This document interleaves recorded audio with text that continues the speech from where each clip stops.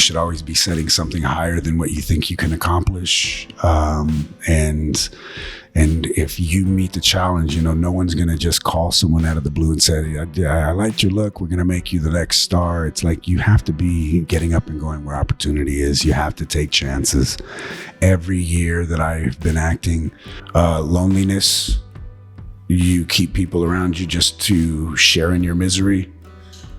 I'm curious, like when you were in that state of your life, what were your thoughts? Like you were living just in the present, the day, or one day, or you were thinking, oh, I'm gonna have a better life, or do you think there was something else for you? At the end of the day, we were learning to be criminals. We were using substances, psychologically we weren't healing. We were just kind of shelling those emotions. Sometimes my mom would be cleaning, housekeeping on Christmas, and she would take whatever money she had and we would go like to Payless when it was still open and go and pick out the discount toys, grab some McDonald's, and that would be our Christmas, a little tree like stuck in a cardboard box. Definitely donations from a lot of people. Thank you, Anthony, for being here with me. I appreciate your time. Thank you for having me. How are you today? How's your morning? I'm great, thank you. So I would like to know, I know you were born in Washington, but how were the early years of Anthony? Actually, what was your favorite movie when you were a kid? I really have to say that one that stood out to me was La Bamba. La Bamba. Yeah, Lou Diamond Phillips Stand and Deliver, Young Guns. But I believe I was 10 or 11 years old. And when I saw that movie, it was the first movie that kind of, I don't even want to say I saw myself, but it was just something that hit me emotionally. When I would go to the theater as a kid and watch movies, it was always a good time, but I just remember specifically when I saw that one, especially when he died and his brother's walking along and calls out his name. That was the first time as a child that I cried in a theater. So it hit me and it stuck with me, and it was one of my favorites. Yeah. Wow. Oh, yeah. I remember. Well, I didn't go to the movies, but I used to watch it all the time on TV. Mm-hmm. Wow.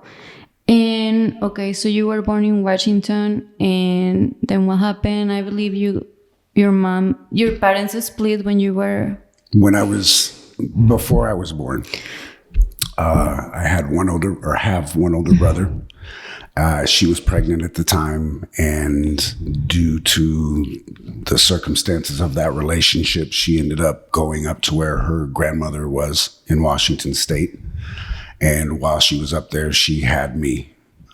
It was a little town called Othello. And yeah, that's kind of where I got my start and introduction to the world. Yeah. How old was your mom? I believe she was only 19 or 20. Oh, she was a baby. Yeah. When she had... And she had my brother younger than that, I believe 18. He's a year and a half older than me. Okay. When you were a kid, did you dream to be an actor, or do you remember something from your childhood? I've been asked that before, and the answer has been yes. I think we all have that dream as a kid. You see the movies, you put yourself into those characters, and you think that, yeah, it would be so fun to be a Hollywood actor or to just be a movie star. And, I got away from that. But the more that I've kind of unzipped myself recently and been interviewing more about my past, I think that there really was something inside that just fell in love with acting, but it's slowly coming back to me when I just remember how it would feel, and especially playing as kids. We would always play, and it was funny because it wasn't just kid games. Sometimes you would literally put yourself in emotional circumstances, and everyone would get a character in a situation, and so I slowly started remembering more about that. Yeah. That's beautiful. I used to play too with my cousin, and that's true about like you, even as a child, we're not aware, but we're in the game, like yes. we're in the character. I read in an article, and you said I was always getting myself into something. What do you mean by that, and why? I don't know whether it comes from a place of lacking emotionally. We kind of are learning more and more about psychology, but just I would always find myself getting in situations or getting in trouble by making bonehead decisions or just being a kid. I don't really know what it was. It was never anything malicious or bad at that point. It was just, I think, balled up nerves of frustration, the way that I had fears and insecurities as a young child. It would just be sort of mischievous things or bonehead things that would get me in trouble. And I can't say that I was the most honest child sometimes. I would always kind of have my own narrative or my own way of justifying the trouble that I got into. But yeah, definitely I would always find myself kind of, whether it was school related or home life, just kind of doing things that could get me in trouble and not listening like I should. Well, we're kids. But do you think when you were a kid or a teen, getting into trouble, it was because you loved that rush, or you wanted just to prove yourself to other kids, see, I'm powerful? I think it was a combination of that, yes. As I started through adolescence into teenagehood, it was definitely a sense of I was tired of feeling fear and anxiety. And when I realized that when you go head on at fear and problems, it's empowerment. And so with that became whatever character I would create to protect the broken boy inside of me. And then it became more of letting everyone know just how fearless I was, and that the more empowerment was built up in me, the more I would push that limit. And at that age, it's kind of hard to hang on to control of that power. So you will do more and more things just to show everyone. And then you start believing your own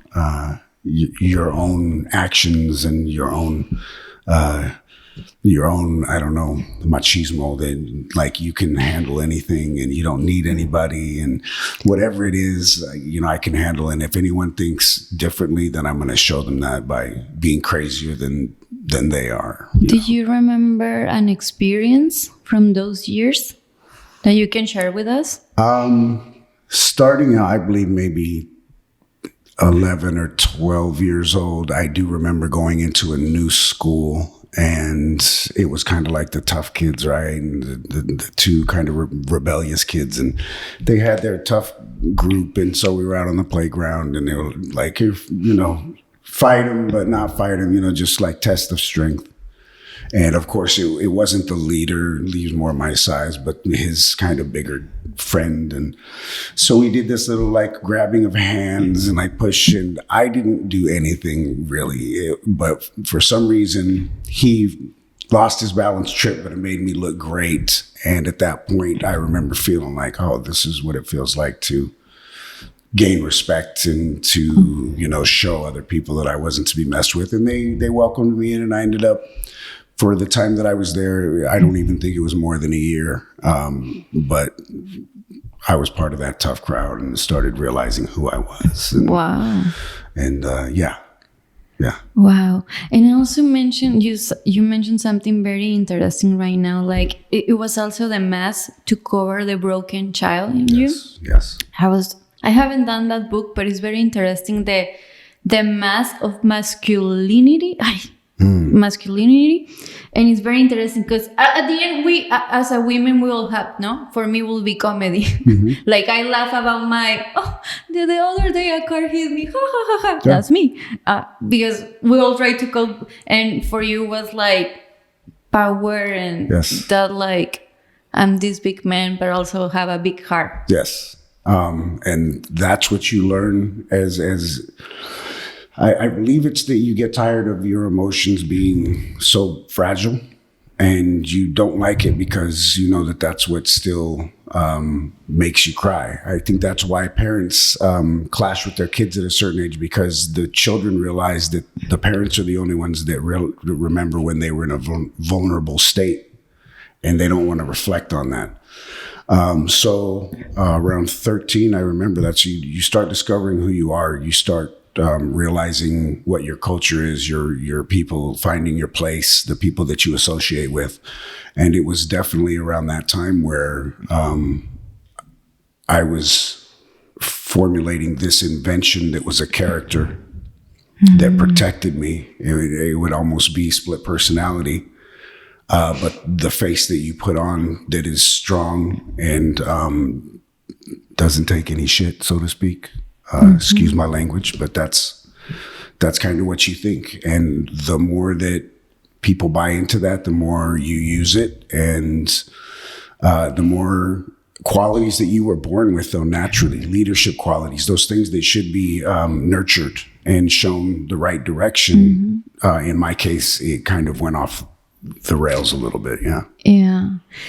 And at what age, I don't know, like, for me, it's always interesting, these conversations, like, we all grow up, like, for you, machismo. For me, I was also in the generation of machismo. We're still a little bit in the generation of machismo.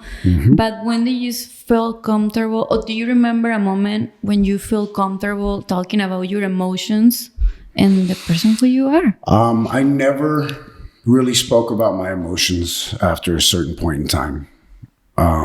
And then it just became, that's who I was, emotionless. And then the more you find yourself in places that you shouldn't be in life because of those decisions, the more that you need to deaden them to survive. I would always have love for my mother, but through those stages, since it was just her and she did her best to raise two men, but she was constantly working, and with lack of supervision and me taking to the streets and identifying with all the other broken men that were out there, there was a very, very laid out plan as to who we were and who we were supposed to be. And in many ways, it did save me, though. There was structure in a certain way, a brotherhood that you get into, but basically, at the end of the day, we were learning to be criminals. We were using substances, psychologically, we weren't healing. We were just kind of shelling those emotions. I moved out of the house for the first time when I was 15, just because of, just the battle between trying to save me and me wanting to do what I wanted to do with my mother. And beautiful lady, I love her to death. Shout out, Mom. But she just couldn't hold me, and she didn't have the time. She was dealing with so many different things. And then what I didn't realize at that time was her own trauma, her own generational curses, her own toxic relationships. And so when I started going into the streets more and more, I still was in high school and everything, but you start to become successful in that life. And when you do that, then you just lose everything. It was a must for me to not be happy in certain ways. I would be happy, but about all the wrong things. I had a sense of humor, but it was a very dark sense of humor. But everything else was just like, oh, that's corny. I don't want to talk about love, like girls and all that. Like, you know what time it is. I don't need that. And it's interesting now reflecting back, because you're dealing with other broken people and adolescents and teenagers and stuff. So I didn't even realize what they needed in their lives, and it didn't matter to me. But for years, and then it became, even into adulthood, it just became a better way of hiding my emotions and not dealing with it. Surface, you could have a conversation with me. I always had a good heart. I was never a bad person, even though I did bad things, but God forbid I let anyone see that, right? Wow. Thank you for sharing that. But also, like, you were a kid when you leave your house. You were 15 years old. And because, now the older I get, the more I look at those years, I'm like, we all think we were like superior, or like, oh, I know everything, I'm gonna eat the world right now. But you're right. But I think also, a lot of unbroken hearts together in that gang. It was a gang. Oh yeah, pretty much. They became your family. Yeah. And they protect yourself. So you were looking for security and protection at the same time. You were a kid. Yes. Wow. Yeah, and it represents the fun times too, the freedom. Being out and being involved in whatever's going on. Once you have a place and a name, and you see that people love it when you show up. But it was very, very tense culture. There were pockets of groups of people that I would hang out. I found my crew, but we would be involved in an overall. So you would go to parties. You'd have to recognize everybody in the room, or you'd get what they call a chin check. There are even people that are supposed to be. What is that? I'm sorry. Can you explain? You just get popped in the mouth, and you have to give it up freely. If you have to resolve something, but you want respect to rule at the end of the day, and they're still your friends, and you have love for them, you just have to give up the chin for a quick punch. And and it was a way of keeping everyone in line, but still showing love so that we didn't become enemies. And even within the groups and the circles that we would run in at any moment, some of these guys that were a little older or something, it was dangerous. You could be in a room and just uneasy, and one guy could start messing with another guy, and it's kind of like the shark smelling the blood in the water. Just like the Goodfellas movie. Yeah, that's how it was. So it was always like that was your people, that's your crew, everything that you knew. But at the same time, you were never really safe. And that kind of is what I had. Very few brothers. I had maybe less than a handful that I would look on and say, I trust them to a certain extent to never turn on me in this way. But then that doesn't mean they wouldn't kind of look out for themselves on another page. And with me, that's what set the tone. And especially me never really coming from a certain neighborhood or being in a city, not a hometown hero, so to speak. I learned really fast to watch out for myself. So at the end of the day, I would never do anyone dirty. I would never plot against anyone, but I looked out for number one. And psychology, plotting, that all came as a part of just that was high school for me. Yeah. And if I'm always curious, but you can stop me, of course, about this subject, but how did you get recruited to that gang? Or they were like your neighbors, or someone told you at high school, hey, Anthony, this is going on? Well, it was funny because it was the gang culture, but I never got deep into a gang life. Okay. First of all, I was separated from my culture, from the way that I was raised. So there were a few friends that I had that were in predominantly Mexicano gangs, 18th Street. There were some Norteños because it was up north sometimes. But I was hanging out with Crips. Majority African-American gangs. Okay. But my best friends that I had met up north were BGD, Black Gangster Disciples. And through hanging out with, and then high school, there was an area that they called Kurtzman Park that was on the east side. And I even remember when I showed up to hang out with my one homie who was rolling 60s.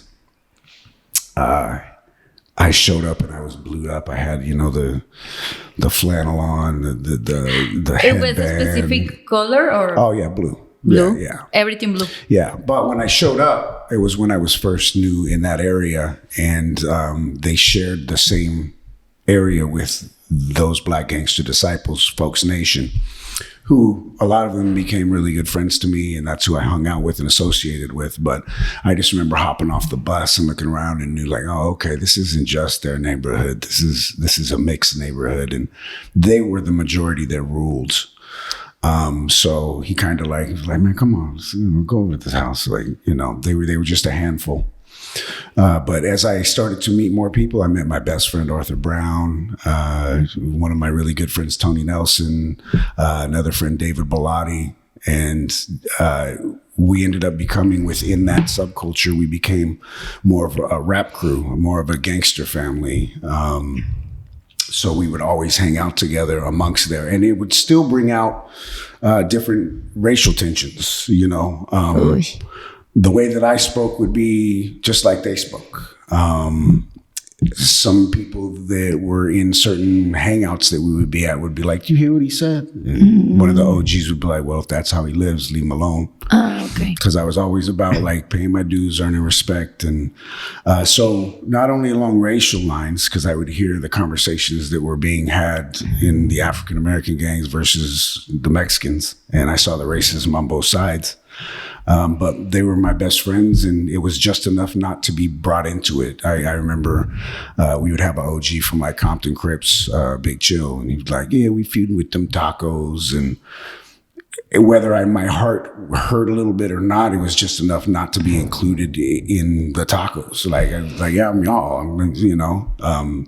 Probably a big reason why I shaved the head when I was younger is to hide the straight hair, or if it was longer, I would braid it up and let it out so it was kinkier, or, you know, whatever those psychological things. But I was me. I was comfortable.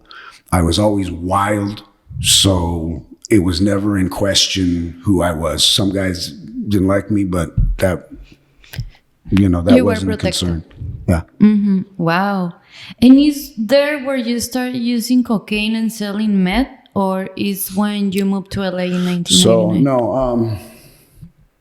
So around the time that I got out of high school, I did graduate, but by that time, it was no secret who I was. The teachers all knew who I was. I would have guns at school. It was never a school shooter thing. That's what was always weird to me, is that now I look back and you see these school shootings, but there were so many gangsters that were in school, but they didn't shoot up the school. Why did you have to school? Because you never know who is at school, who's going to come for you. Wow. The 90s were very wild and unforgiving.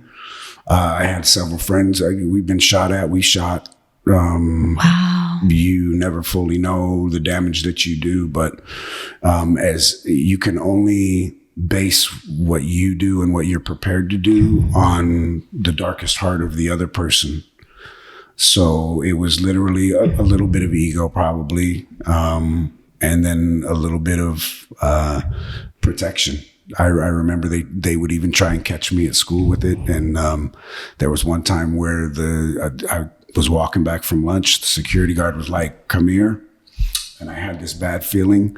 So I put the gun in my friend's locker, unbeknownst to him. I feel really bad about that. But they searched my locker and didn't find it, pulled me into the office, finally called my mom in, and yeah, they didn't find anything. But my friend was like, "Here, don't do that again."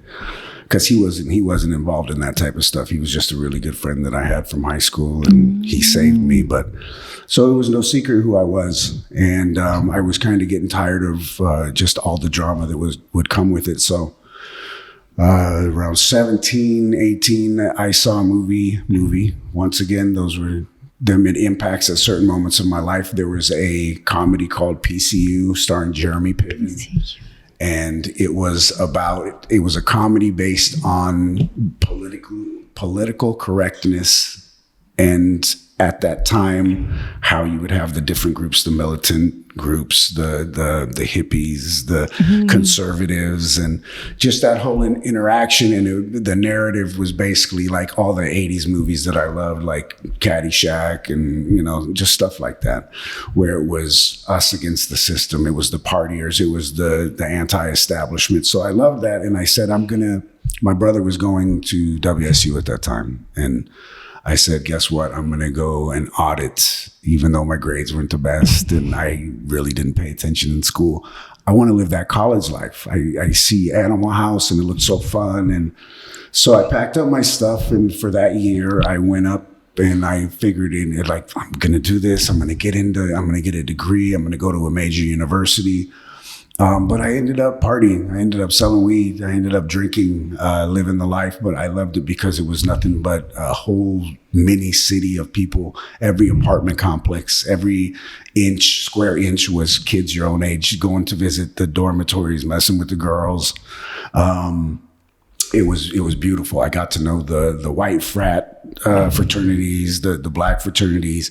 It was the first introduction to my culture because the girlfriend I had at the time, her cousin was going up there, so she was like, get in touch with my cousin. So it was the first time I was introduced to Mecha, and I ended up actually living with the Mexicans, and they became some of my good friends up there, and they were from all over, and I got to really discover my pride. They called the frat up there was Oemete.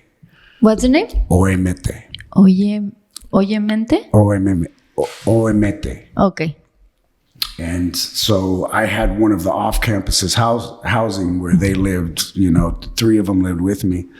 And it was parties. It was like rediscovering, like it felt good to kind of be involved in that. I was coming from more black culture and finally introduced into a little more. But then I saw the hypocrisy. I saw both ways of how we're so similar, and my heart felt that, but there was still this divide. So you would hear some of the racism from some of them, not all of them, in many ways we were connected, but I lived that college life for that year. And I even I shouldn't have, but I brought up some of my gangster friends sometimes, and they'd party, and they almost got me in trouble a few times. And but it was fun. It was fun for a young person. I was like 18, 19 years old.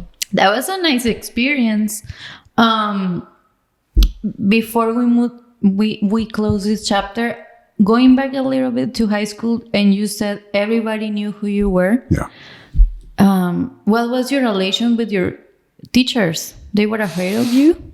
Probably. No, they weren't, but they knew who I was. So, and there was no secret to who I was. I really didn't try and mask anything like, oh, I'm a good kid during the classes, and then you see me. There was a respect for them. I never was a bully. As a matter of fact, even though I would consider myself at that time to be somewhat of a gangster, I would always, if like a bully was messing with another kid, and this was totally unrelated to the streets, the bully would hear from me. So the power you start to feel like you're wielding, especially coming from the early years of feeling no power and feeling almost victimized by your circumstances as a child. I was very poor coming up. We had family that would always open their house to us, or we would stay with different people, but we were poor. And when people think nowadays, oh yeah, we were so poor, it was a little of this. No, it was literally like can of corn sometimes. But you didn't have a place to live. No. You were moving houses. Sometimes my mom would be cleaning, housekeeping on Christmas, and she would take whatever money she had, and we would go like to Payless when it was still open, and go and pick out the discount toys, grab some McDonald's, and that would be our Christmas. A little tree like stuck in a box, in a cardboard box. Definitely donations from a lot of people. And it was funny because I saw a whole contrast of things. The only thing that really saved us was the fact that my mom was educated, and that some of her family members, they were well off. But when she's on her journey and she takes her sons on that, I remember a lot of times like, no, when we go inside, don't tell the family about our business. Because whatever it was she was in, or, so that's how it was for a lot of years. And so that translated into high school. When I'm speaking with teachers, I would just be honest with them. I can't even remember what situations would be, but it was just to the point where there was a mutual respect that we had. There was a line that they didn't cross and a line that I didn't cross. And along the way, there were some beautiful teachers. I was always an artist, so that's one thing. Even I wrote my first rap when I was 13 years old, and I was like, watch, I'm gonna kill it. I'm gonna be one of the first real, kind of different Mexicans that's rapping. And I wrote my first rap at 13. And so I was always an artist. I drew when I was growing up. And so by the time I got to high school, that was one of my favorite classes. And even while the other students were doing their own curriculum, I remember my teacher would allow me to do anything just to keep me active. So, I would paint. I painted mountainous treescapes like Bob Ross. Just from seeing him, I would kind of see what he did. So I would use the knife and cut it. And so as long as I was doing something productive, I remember she would let me slide and just do whatever it was to keep me involved. And because I was pulling away further and further, and it became less about that. I didn't, at an early age, I was already thinking I have nothing to prove to anybody. Your grading system, whatever you're judging me by, doesn't exist to me.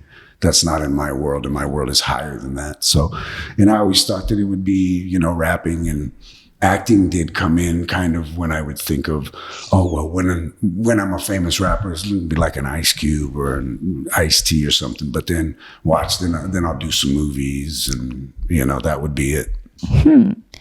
But it's very nice. I think your teachers saw something in you. They saw you have the potential. They knew who you were, but they were like, we hope they respect you. And also, I think they care about you and they love you. Yeah, very much so. And I think part of me soaked that up in the heart, even though I never would have admitted it. But I definitely feel like that there was something that they noticed that was charisma or whatever it was, because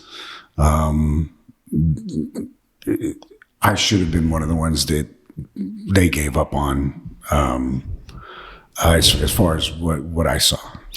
No, because you were not they could see you not because you had a gun on your backpack. Yeah.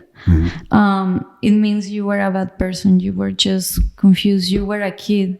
And what they see, but you never bully other kids. So that shows you're a bit hard. Your respect to people. Yeah. So your values. Because when we see a bully, okay, what's going on in your house? Obviously, things were going on in your life, in your house. But yeah, that's a beautiful story. Are you in touch with them on Facebook or something? I haven't really been, but it gets overwhelming sometimes because you're reintroduced to family and friends and people that you were disconnected from. And excuse me, I really was one of the types that was fine being alone. It was almost the best thing for me. My mentality did get very bad, though, to the point where even though there was family around me, sometimes I really don't think that at that point in my life, family was really important to me. Nurturing bonds, and there's always been family members around kind of loosely, but even with my own mother, I remember one of my thoughts, and it was horrible, but reflecting back, I understand why. I said, she's the only one in my life that makes me feel guilty and would hurt me if I did something that hurt her. But it wasn't just, oh, thank you, Mom. It was, I wish I didn't have that. If I didn't have a mom that cared about me, then I'd be totally set, because then there would be nobody. I would have to answer to no one. My own whatever emotions were still in there, I wouldn't have to feel that. I could do what I wanted. I can, whatever. That was it. I could do what I want and not feel consequence, not feel shame, not feel any sort of regret or pain that I caused to anyone else. Wow. Oh, wow. And okay, and then going back to the college year, so you said you decided you have an amazing year, and then after that, what happened? So I got bored with school, and I wanted the gangster stuff back. I wanted to run around, and I was becoming a little bit more of an adult. So for whatever that was worth, so it's a little hazy. I don't know if I think I may have gone back. Sorry. Oh, no problem. I think I may have gone back to, for us, just a quick minute, but I needed a new car. I needed to make some money. So I came back down here, actually. And I worked, and there was a place in Huntington Beach that I ended up working at called Cooper Vision. They make contact lenses. So we would always be like off and on legit, try the job thing. The job thing was never really for me, but I had some cool jobs along the way here and there. And so I was down working, and I ended up getting a new Regal. But even down there, I hooked up with some guys that were, while we were on shift, we'd be smoking, and I was like, okay, I got my weed guy, whatever, and I'd hang out with them. But at the time, I wasn't even doing it. They called it twacking, but they were basically tweaking, they would, because those shifts, like late shifts or whatever, and I never partook in that. I was just a weed guy, and I drank a lot growing up. I didn't even smoke weed until I think like 15. But while I was down there, I'd go and hang out, or down here, I'd go and hang out with them, and they would be doing other drugs, and I was already used to that sort of stuff, but I just didn't partake.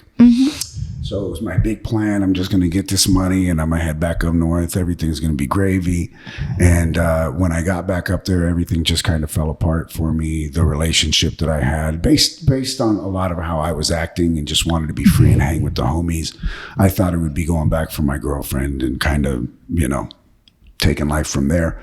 But I ended up going back, and everything kind of fell apart. And What do you mean fell apart? What happened after? Just the relationship didn't work out. It took a big toll on me.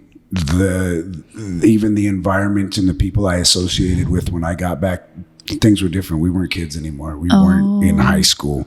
Yeah. Things started becoming more serious. I had more friends that were on the run from the cops.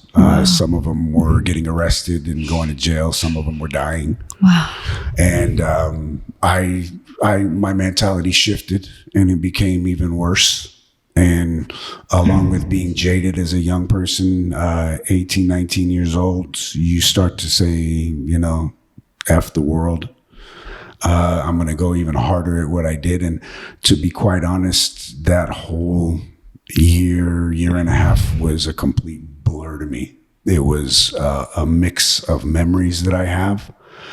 But so I had my regular crew that I hung with, but even then I broke off from that, and I would hang out with them sometimes. I would hang out with other people, and since I was always kind of a loner myself anyway, I started hanging out with more criminal element rather than even gang banging. I was still rapping. We still had these big dreams. We get together. The whole time we were like, yeah, this is going to be ICM. And how you were making a living? Maybe a combination of legit jobs and then selling drugs.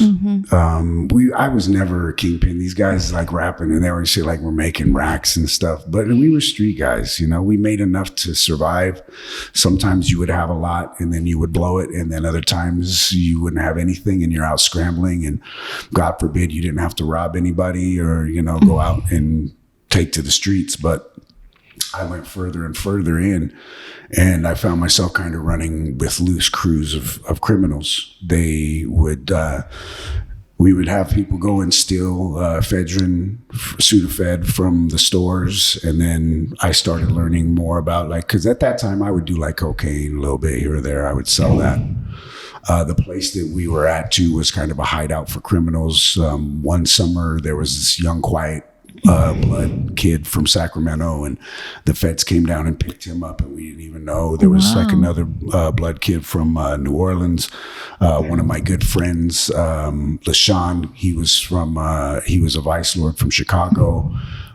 So there were several Crips and Bloods, and but even LaShawn, his baby and his wife got murdered. And I'm not going to say which gang it was, but there was oh my God. And left out on the side of the road in Oregon. And so there was just insane stuff going on all around us. And so we would stay in different crews, different houses. And so as I got further and further into that, it would become robbing. We would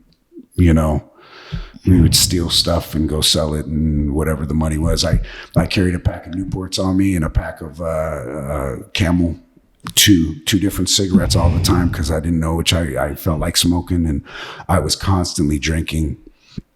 And so there were a few times that year and a half, couple of years that I almost died, and I shouldn't be here. I overdosed one time where almost all of my bodily functions shut down on me. And so it happened to be just a place where I remember holding my friend's hand and I was like, just don't let me fall asleep. I don't know what's going to happen. And so that's a story that I tell when it comes up, that because it was kind of a changing point. We ran hard. I partied so much. I was always getting into it. I found myself becoming darker in my mind than I thought. And so with all these problems that were just darker created. in your mind, I'm sorry for... Yes. Do you mean like you start having like... what kind of thoughts you were having? What do you mean by that? Just less playtime. Nobody does that to me. Where I should show grace, there's no grace. You were going nothing. to that hole. Yes, I even remember one time I owed a friend of mine some money, and it was just weird how it all happened. But I was very methodical and calculated, and I parked my car like way far out and watched the door, and I sat and watched him, and I told him, I was like, your money is underneath the mat. Go ahead and grab it. And then I sat and watched him, and I remember he picked it up, counted it, whatever, and then he left. And then a little bit after that, I called him and I said, so you got it? And he was like, no, I didn't. I was like, oh, really?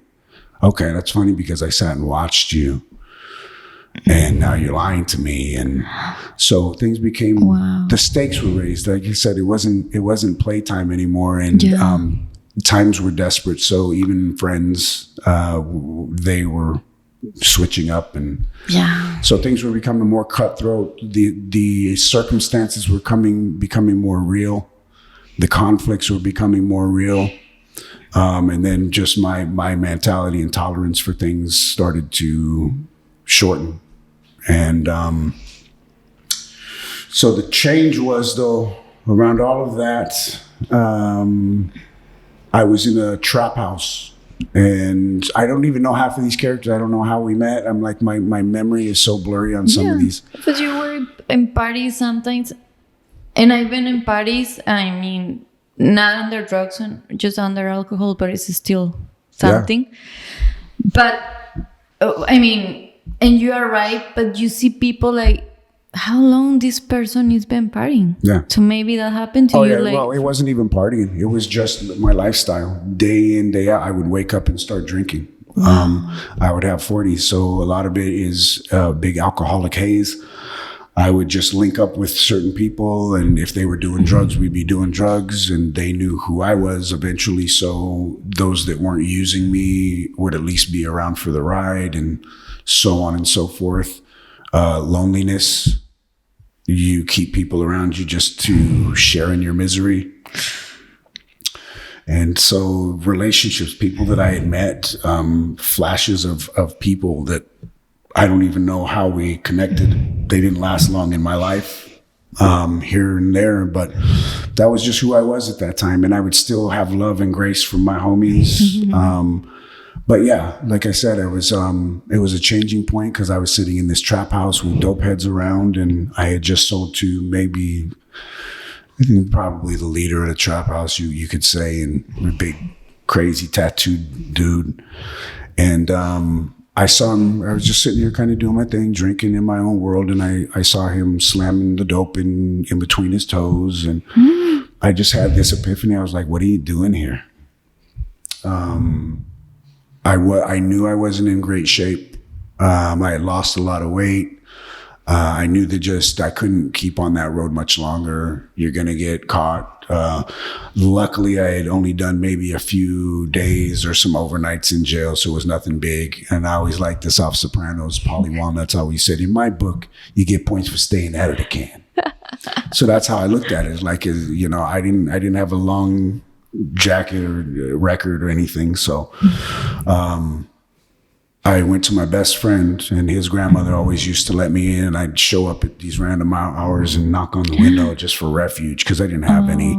I remember I got a DWI that year too. So homeless, you could say, but not the life of a homeless person. Always a place to stay. Maybe if I had to stay in the car a couple nights, I would. I did whatever I had to survive. Yeah.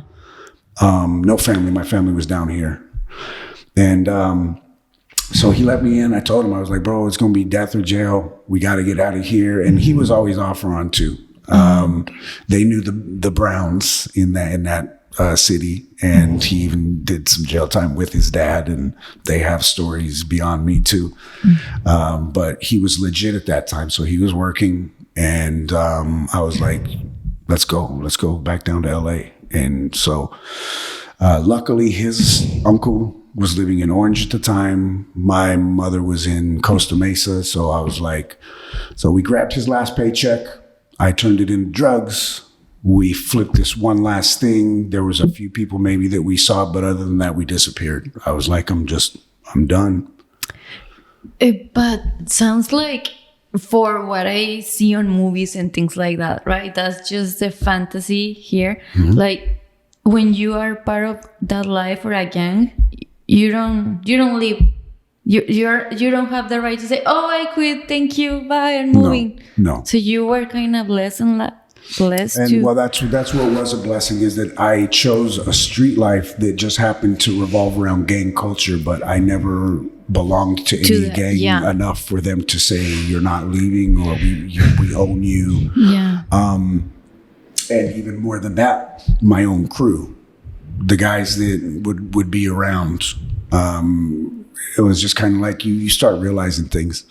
And it's the same thing that I say nowadays. You start to realize, like, why am I fighting for this group when there's powder puffs that are lying and ratting here, and I'm supposed to fight and lose my life potentially for them, when you're telling me there's enemies over here, but this guy could be like-minded and want to get out and have something better, and I could be connecting with that person, and it's just garbage. They'll try and sleep with your old lady. They'll while you're in jail, they're not paying for your lawyers. Like, there are some solid crews, but overall the street life is not for you, and they don't protect you, and there's not some mystical thing that will keep you out of jail, or you'll go down by yourself. Yeah, it's a cult. It is. It reminds me Goodfellas. I'm sorry, I love that movie, but it is. Yeah, no, right? Much like that. And when the fear of what you might release or divulge comes through, then it's far easier to eliminate somebody than it is to help them out and get through it. And so it has to be really friendship and love and family within certain people, because that's not how it is across the board. Yeah. And I don't know if you remember, but you mentioned that some days you spend the night on jail. I don't know if you were under drugs that you don't even remember you were there. No, I mean, mostly it was drinking at that time. I never really went to jail after that, as far as the drugs. Okay. I know that I was being looked for well after I had left, but that's gone and done now. Thank God. But yeah, definitely. I remember one time, but right before I went to jail, there was a couple friends of ours. It was the same sort of thing, part of the same overall crew. But I was at this place visiting some girls with a buddy of mine. There was two other homies that were there too.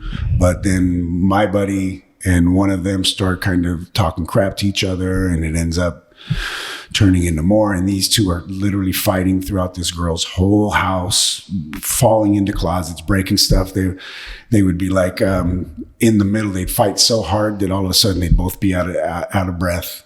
Fuck you. Fuck you. And then they start going at it. And me and his buddy are kind of sitting there watching it, like, oh, and a couple cold things. And then all of a sudden, he gives me a funny look, and we're outside. Aww. And I was like, don't.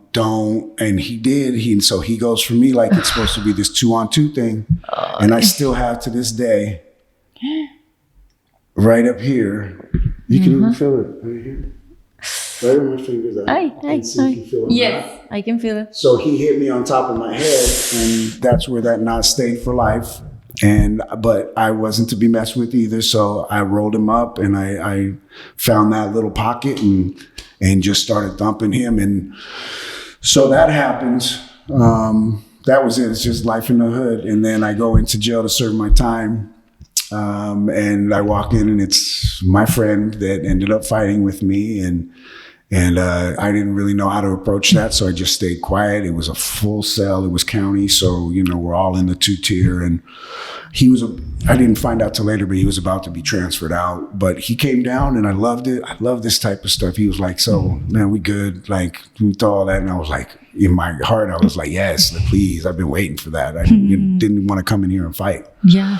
And so we made up, and then he's like, you know, after that, he called me over to the cell, and they broke up those old, it was Bob Barker soap in the sock, and they wave it over the front of the jail, and they had a joint. So he shared with me, and we partook, and yeah, it was a nice ending to a bad situation. Well, I'm glad. And that's very creative with the soap. Yeah, they did. They crumble up like, you know, nothing. So they hit them in the sock, and then they wave it, and it's kind of dusty. And yeah, interesting things you find out, right? Yes. So something is something. Yeah. Wow. And going back to, okay, so you called your best friend. You say, we need to get out of here. You guys got the check. Then what happened? I was in bad shape. And I remember the emotions started coming back. It's kind of funny because you do what you do to survive, but then when you finally find places of refuge, you can't control your emotions. And I even remember I almost cried one time because we were sitting in front. There was a 7-Eleven right across from where he lived. And he's like, man, let's just go get some food. And so we got hot dogs, and I loaded it up with all this stuff just because at the time I was probably hungry and in a bad place. And I remember it was friends. He was just laughing like, dang, I'm like, hey, you threw it on there. And it was a reflection of what I had come to and what I put myself to. So I got the lump in my throat, and I kind of like was like, yeah, this is another reflection of what have I come to? Wow. And so I was like, man, this is not cool. And it hurt my feelings. And, you know, he was the only one ever that I could be like that with. And so he's like, dang, man, you know, I'm sorry, whatever. I got over it. But then, yeah, we were on that. We slanged. And then he loaded up his Cadillac. I loaded up my Regal. Mm-hmm. And we hit the 5 all the way down. And I had taken that trip so many times back and forth, driving. So I knew it like the back of my hand from LA to it was called the Tri-Cities up there. But he followed me all the way down. It was his first time coming down to actually live. So I was like, wait, I'm going to show you everything. And we're going to go around, and I'm going to take you places. And so it was cool. And so he lives down in Orange. I'm with my mom temporarily in Costa Mesa. And while we're there, we go out, we start partying in nightclubs. We hit Hollywood up.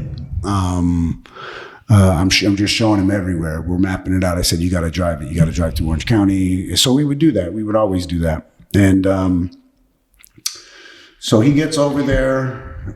Cocaine's still a big part of the life. It was like you escape that. So we go to clubs. Without a job. Without a job. I mean, we were looking for jobs. But I ended up actually working at a U-Haul off Newport Boulevard in Newport Beach. He was pounding the pavement, doing the door-to-door alarms in the worst neighborhoods, and I couldn't be there to show him or protect him. And he would tell me the stories. He was like, yeah, man, I was walking across the street, and this one dude just got jumped by all these bloods, and he was crazy. And wow. So they'd go and do that, and he was tired of that, but we would still go out and party. And there was this one place that we had gone to named The Boogie, and he was like, watch, I'm gonna get a job bouncing, bro. I was like, all right, whatever.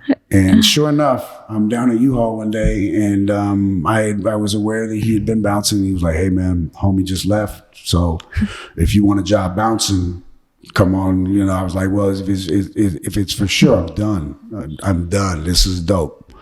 So he was like, for sure, show up this night. And I did talk to him real quick. Anthony, sorry for interrupting, but for people like me, like English is our second language. Yes. Can you explain a little bit what bouncing Yes, means? I will. Bouncing is not me on a ball bouncing at a nightclub for money. It is actually what they consider security. We are the doormen. We are the guys folded arms watching everybody. We are the guys that fight and throw people out of nightclubs. And it was a funny epiphany because movies, once again, The Boogie was where they filmed the opening scene to Patrick Swayze's infamous Roadhouse movie. Mm-hmm. It was called The Bandstand. It was right off of the 5 and Catella in Anaheim. And it was 1999, and I was just fresh 21 years old. Oof. They threw me that shirt, and it was unlike anything I had ever had again. My health was getting better. My mental health was better. I wasn't stressed about the streets anymore. I actually started to come back down from this old mentality to a 21-year-old again. I was back to being kind of a kid, and it gave me everything that I wanted and needed. I was able to use all of these skills that I learned in the streets. We were fighting. I was still partying. I was still drinking every night, and I would get paid for it. That's really cool. Yeah. I'm jealous because I have to pay for my party nights. Oh, I'm telling you, I didn't have to pay for anything. And it was the after parties. It was the fact that the girls trust you the second you have the shirt on. Of course, you have to follow through with integrity in certain ways, but you're given this access to a world that very few get as club patrons to see into. But it was a perfect fit for me.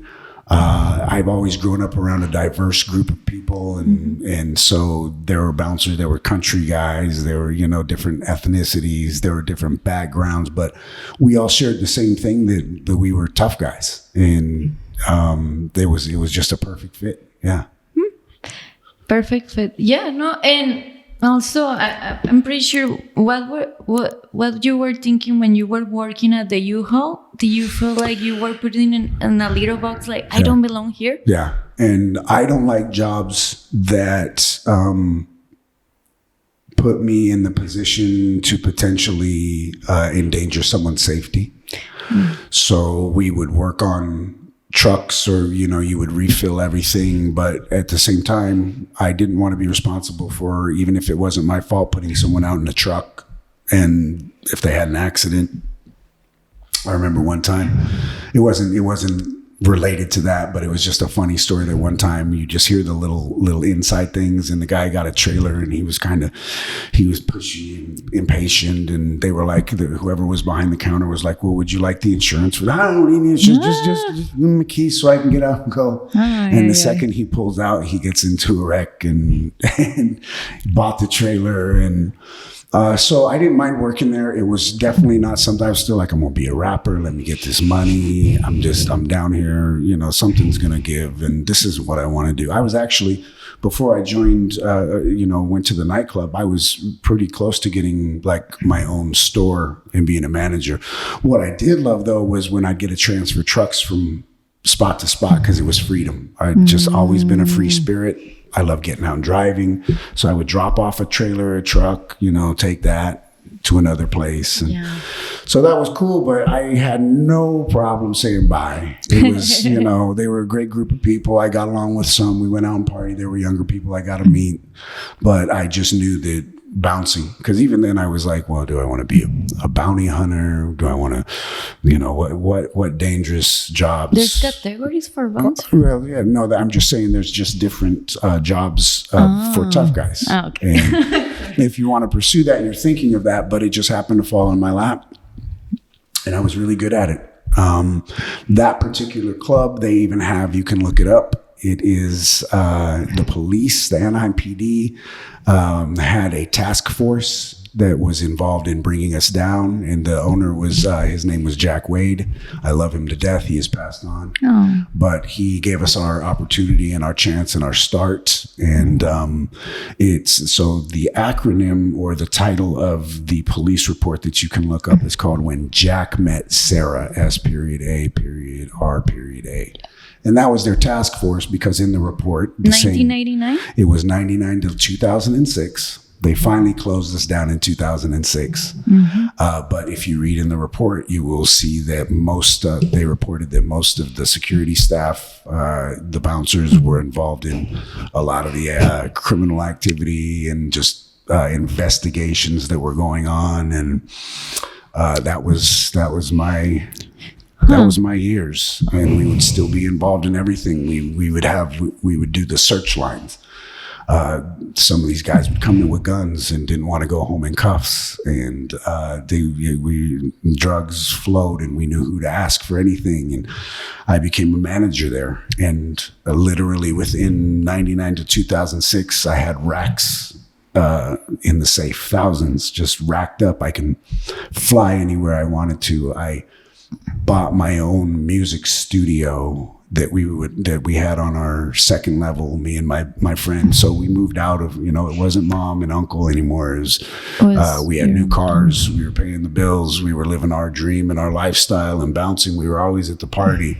If we weren't at the party, we were invited to other parties because of who we were, and everyone knew us, and it was fun and adventurous, and no shortage of alcohol and women and drugs and whatever we wanted. But I was like, we're pursuing this music.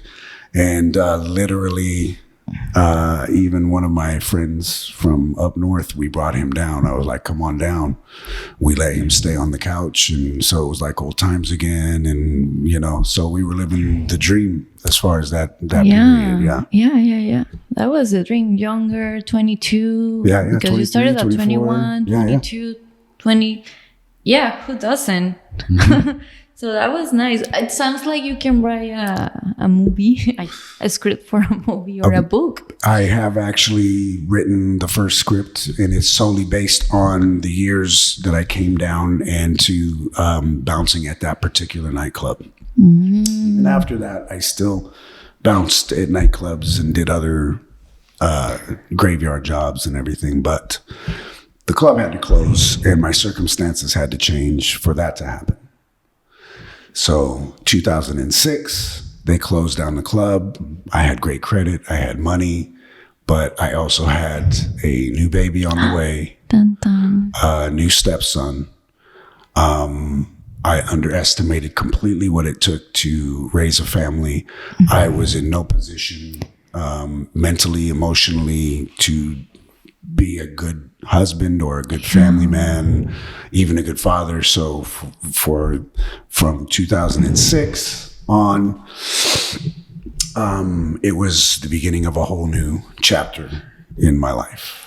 Wow. I will continue with this chapter, but I have a question from the Anthony that was under drugs and everything, and that happened in Chicago, right? No, that was actually, I had gone back up to New York, or not New York, up to Washington State.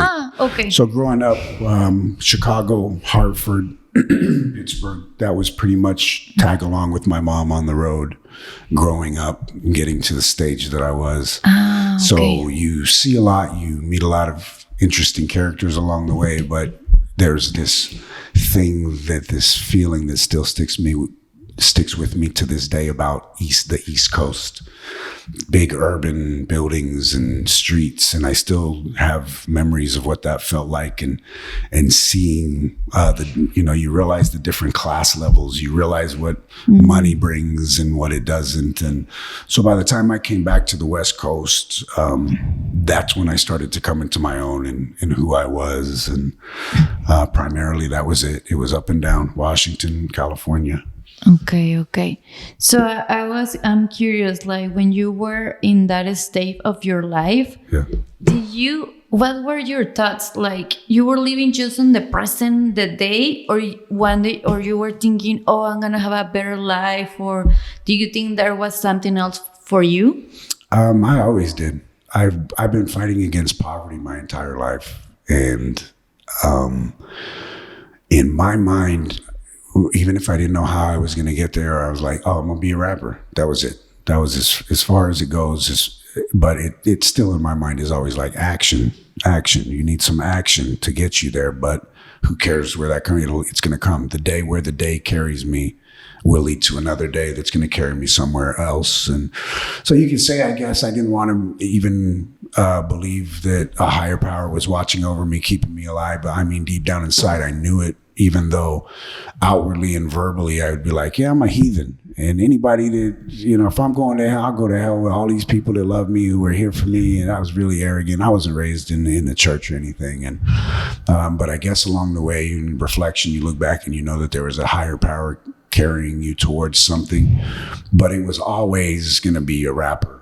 going to be a rapper, I'm going to be a rapper. You couldn't tell me different. And no, there was no plan. It was just, what are we doing today? Yeah. What fun can we get into? What money can we make? You know, what trouble can we get into?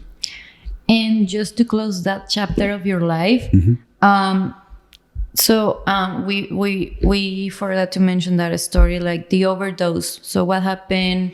You were drinking a lot and doing... No, I ended up, there was an older Native American gentleman that I used to sell to, and the crew used to all go over there, and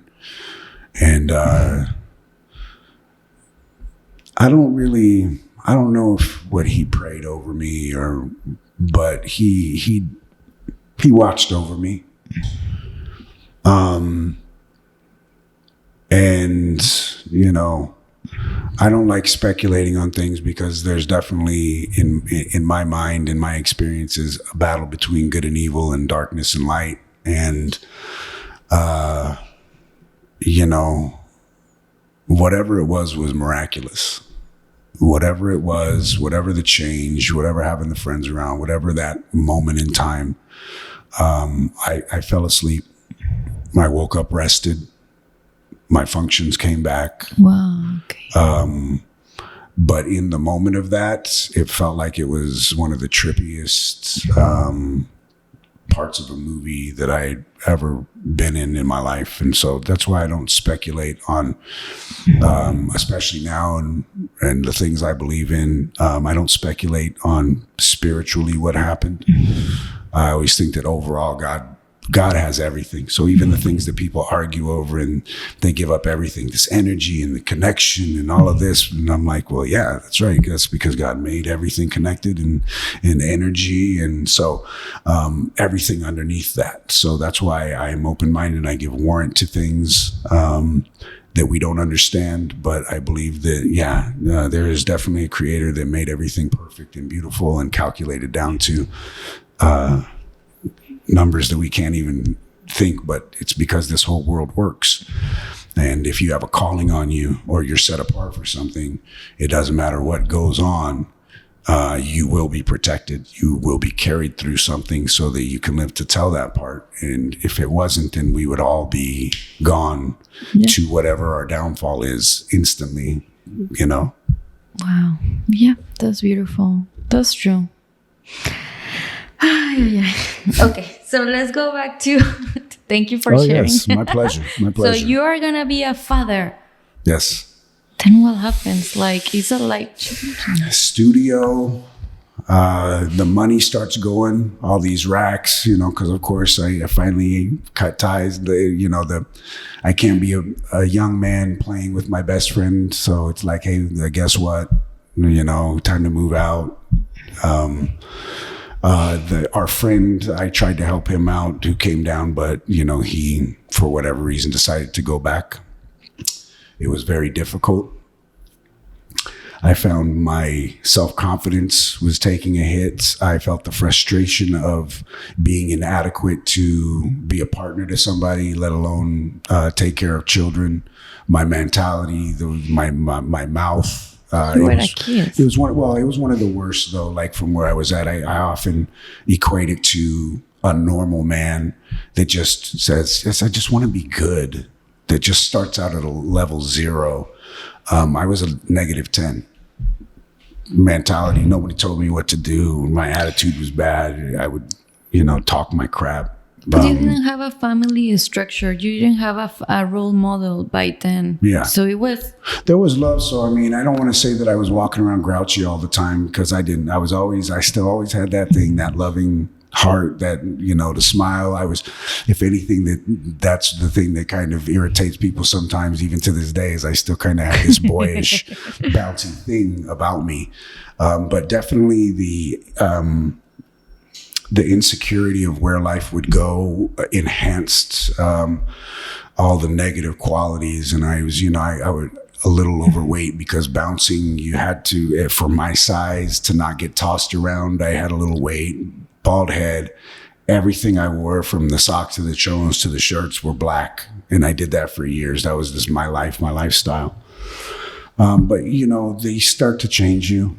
You have the baby in your arms and you see that part of yourself, and it's so chubby and cute. And I had a stepson, Andrew, and he was 8 or 9. But I just remember how it felt not to have a dad around. You know what I mean? And so all these emotions, any emotion that could be poked and reawoken, they were. And so it was like I found care, like, I'm not going to do this to this kid. And I'll be honest, I even had my own reservations about what I would do. And to be quite honest, it became, it's like Charles Dickens is a far better thing I do than I've ever done before in my life. And so I said, no matter how difficult this is, I'm gonna make this work. And so I found myself working any security job I could, definitely not for the same amount of money. Of course not. I found myself working because a friend of mine that I bounced with had a job doing security at the Main Place Mall in Santa Ana. I'm in this monkey suit that I hate. But then there were good parts of it.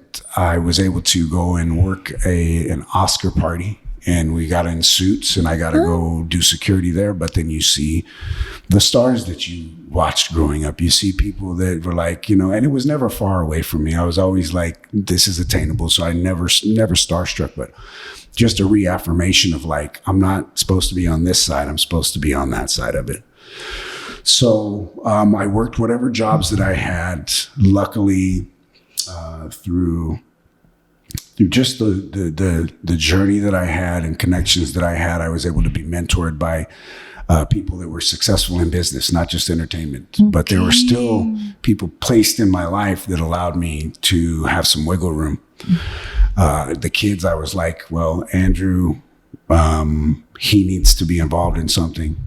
So football, let's get him in football, because the neighbor that I moved into just across the street, exactly the same age, he coached the football team. So I was like, well, that's what it's supposed to be. Yeah. The girls softened me. Alexandria is my oldest daughter, and she was born in 2006. My youngest daughter, Abigail, was born in 2011.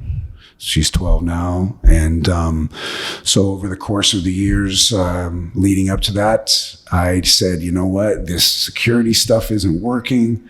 I'm slowly drowning. And what's the point of slowly drowning? Let me go back to school.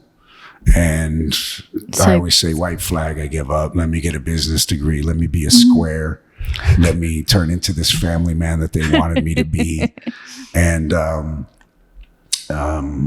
I told my family, I told Stephanie, Alexandria, Andrew, I was like, I'm going to go to school, and they were supportive. And somewhere along the way, great classes though. I had to close up the studio and say, okay, enough with the rap. Even though that fed my soul, it was like kind of felt like I was just dying inside. But I did it, and it was helpful because I'd take classes like public speaking, and that helps you. And I was already used to the rapping. And for an elective, I chose one for me, and it was acting. And my first instructor, Mark Majarian, was amazing. It was at Cypress College, community college. And I said, okay, I'm just doing this for me, just to get through this. I need something. I want to explode. It was great. It fed my soul, and it allowed me to keep pursuing school. And I did have people that were there to be supportive. I worked for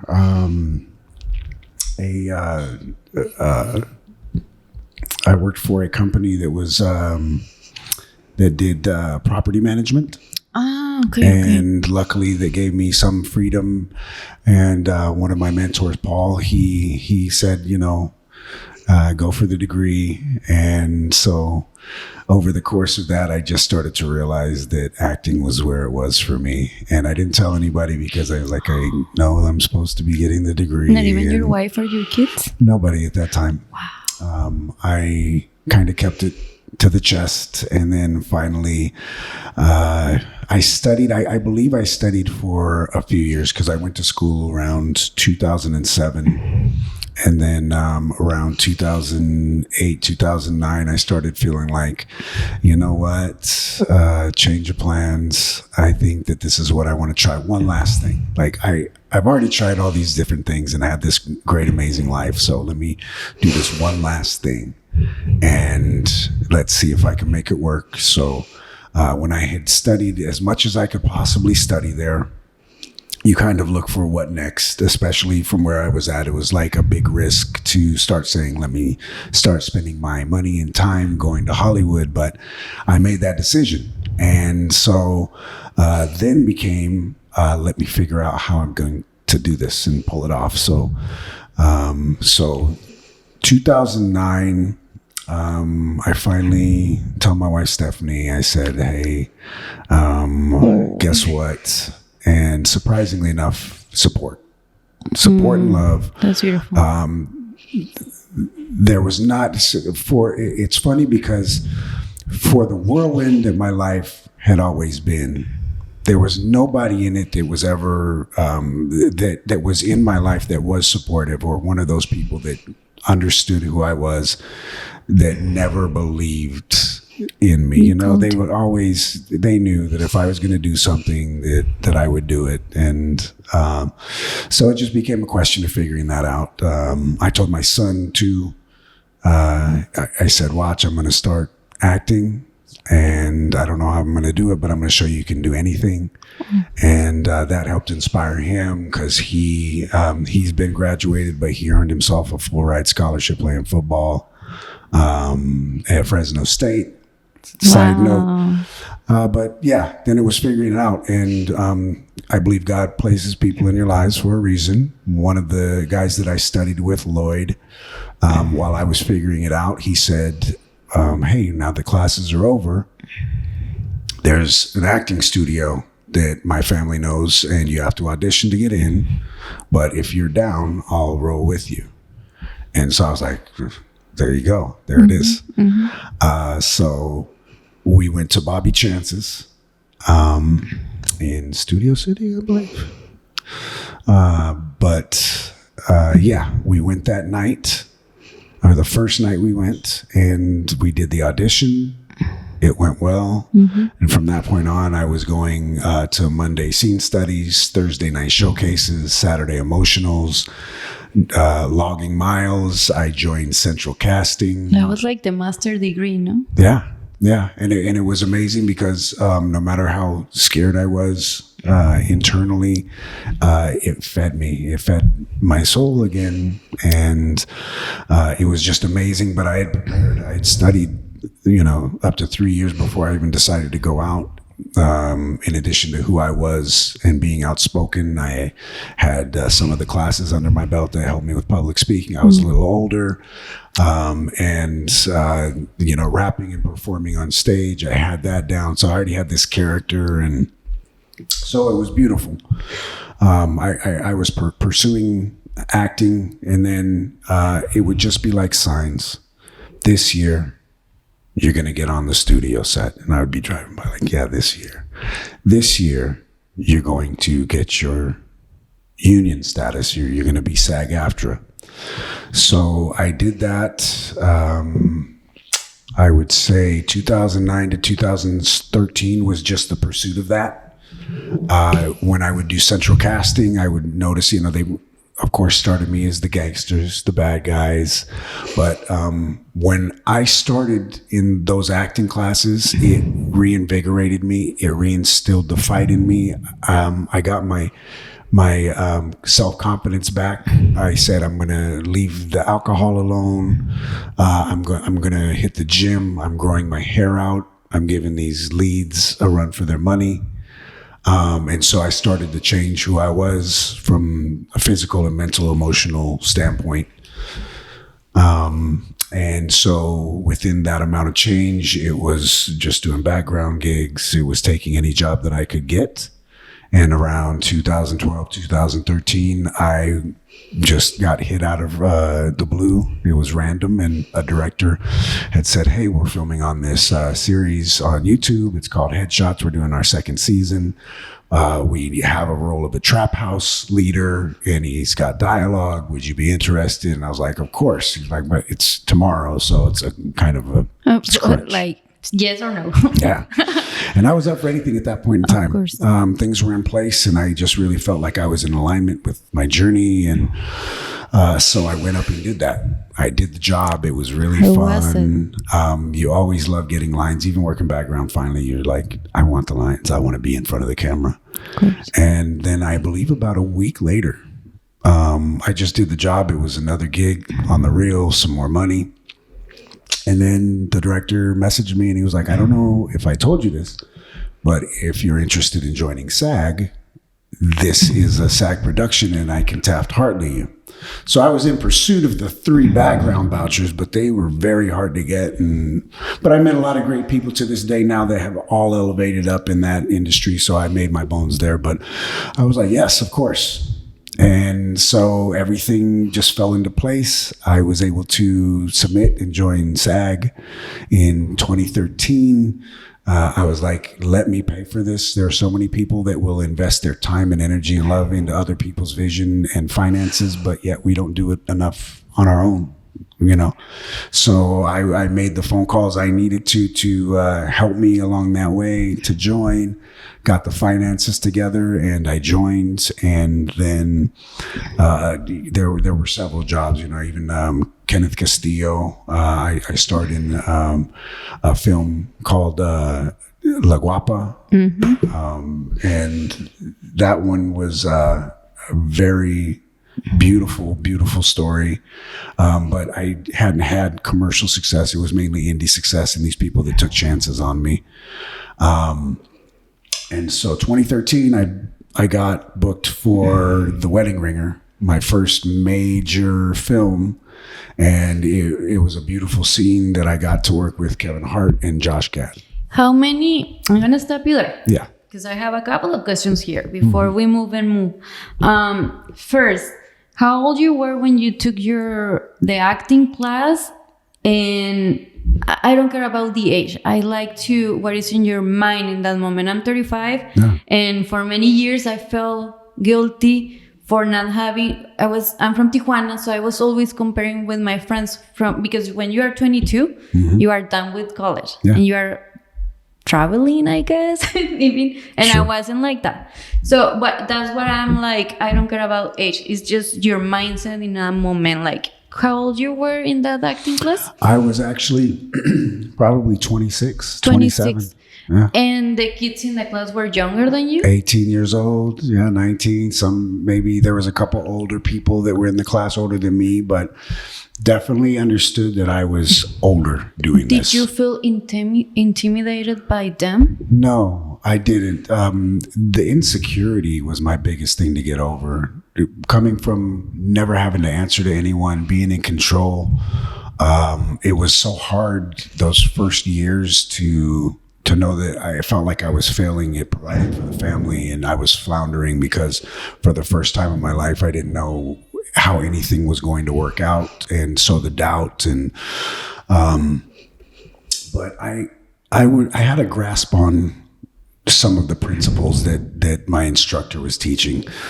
Some of the younger students would get their feelings hurt, walk out of class. They didn't understand that he was provoking them to use these emotions as a tool. So there was a lot of things that I was a little bit more prepared mentally and emotionally to handle. And I understood just because of my older age. Yeah. I did have those feelings. And also from your background. Oh, yeah. Not your age. 26, you're still a kid. Yeah. Because it depends what your life experience, because age doesn't give you experience. Yes. It's your life. And if you, wherever, anyways, but yeah, okay. Of course.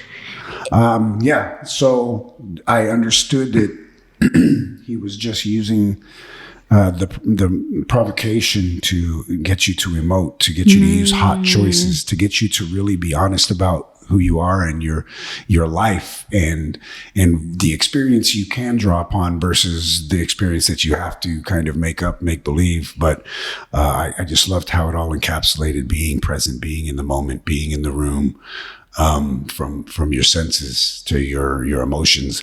And it did something for me that was amazing, because years and years after being this character that protected this boy, I was able to finally open up and laugh and love and use soft parts of myself and my character and draw on all these experiences to feed and service these characters and dialogue. And so I fell in love with it. I became empowered. And I realized that this was, me on my journey, no matter how unorthodox it may seem at times. That was my calling, and I just knew it. I just knew that's what I wanted to do for the rest of my life. It was nice when you find your calling. Yeah. Hi. Yeah. And in that moment, okay, I want to be an actor. Did you realize the rejection process for castings? Did someone mention, hey, Anthony, there's going to be a lot of rejection? No, I mean, I think you hear it. There's always something that has been set apart with me, I know. And it doesn't mean that there aren't several other people that are like that. But I just, I've been able to look past that. My life has been, in some ways, rejection over and over again. But then it's also been filled with love and support. So I don't think that I realized, I don't know, because it seems so far off to like, okay, I'm going to go to Hollywood. I'm going to become a successful actor. From what part the dream manifests into the reality? I had confidence, but there were several times where you just hustle up everything you can. And I do remember specifically sometimes where I would be like, well, what's wrong? What am I doing wrong? Why don't they like me? Why didn't I get called back? What's going on? I haven't had an audition. And you start to feed off of that. Like when you get the notification, the Actors Access or something like that, and bing, and you just get that boost.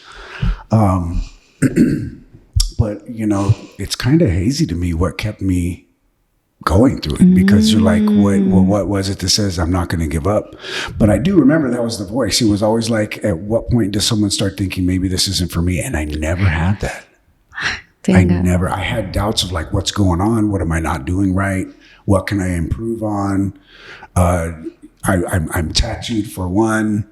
But along the way, I started learning things like, well, this is what you covered up with, and it's Illustrator, and it's 99% alcohol. And so I would use everything that I could to start to change the things that I could change, that maybe my performance wasn't matching what they saw, just based on what I was not doing or not concealing, I guess. Because in my mind, I was like, I want to be a great actor, and I don't want to just be the gangster all the time. Of course. No. And also in another interview, I heard you said, so everything is about commitment. So I want to understand, how do you realize that? Because you said, okay, I'm going to leave alcohol. I'm going to start working out. I'm going to let my hair grow. Like, what was the motivation behind? I think it's just improving who you want to be. It's improving your life, because whatever you set out to accomplish or achieve in life, it starts with how you feel about yourself, your lifestyle, the choices that you're making. You could have all the talent in the world, but if you want to be out partying every night until 3-4 in the morning, good luck on those auditions that you got to go to. And, when I started out, it was before 2020. So, I mean, I made my bones, countless miles, 3-4 auditions a week, whether you get them or not, whether money is coming in or not, you're making those trips out. So it's a balance of what your commitments are. It's sacrificing a lot. It's understanding that you're not going to be living a normal lifestyle until something breaks. And then even then it's going to be another expectation put on you. The people in your life have to understand that and support you too. Or conflict can come up all the time, or the time that you feel like you may be missing out on with family or friends. But commitment has always been something to me, whereas even when I was going to be the baddest guy on the block, it's like that's what it's about. It's like, if I'm going to do something, I'm going to be the best at it. So with the same enthusiasm and integrity that I approached being a badass is the same integrity that I approached being an actor. And then there's just things that you can't control. There's elements that are placed in your path that are waiting for you, that if you make one choice one way or the other, it could still lead to something, but just so happened that the choices that I was making led me to a great connection, a person that would, even if it was a small season or for life, would be placed in my path that would allow me to continue further. And so, hell or high water, I was going to do it. Unless I'm not breathing, physically incapable, my freedom is taken from me. I will still, I often think sometimes you'll see a homeless person or something, and they're just kind of like seems like it's taken out of them. And even when I was starting out in acting, I was like, at what point does somebody sit down on a curb and then say, I'm not going to get up? And then the next day, they sit on the curb and they say, I'm not going to get up, until eventually the fight is taken out of them so much to the point that's what they accept. And I've never had that in me. However far down I felt or been pushed, I said, I'm always the type that, okay, I need to sit for a second, but I'm going to get back up. So the determination and the hard work and then the doors that were opened by other people just allowed me to continue this path. And that's why with me, I know that it was my calling and my journey. And even then, I would have shows that were on TV, and you could see me on things, and I would be out bouncing at other nightclubs. I would bounce at downtown Fullerton. I repoed cars in bad neighborhoods through graveyard hours.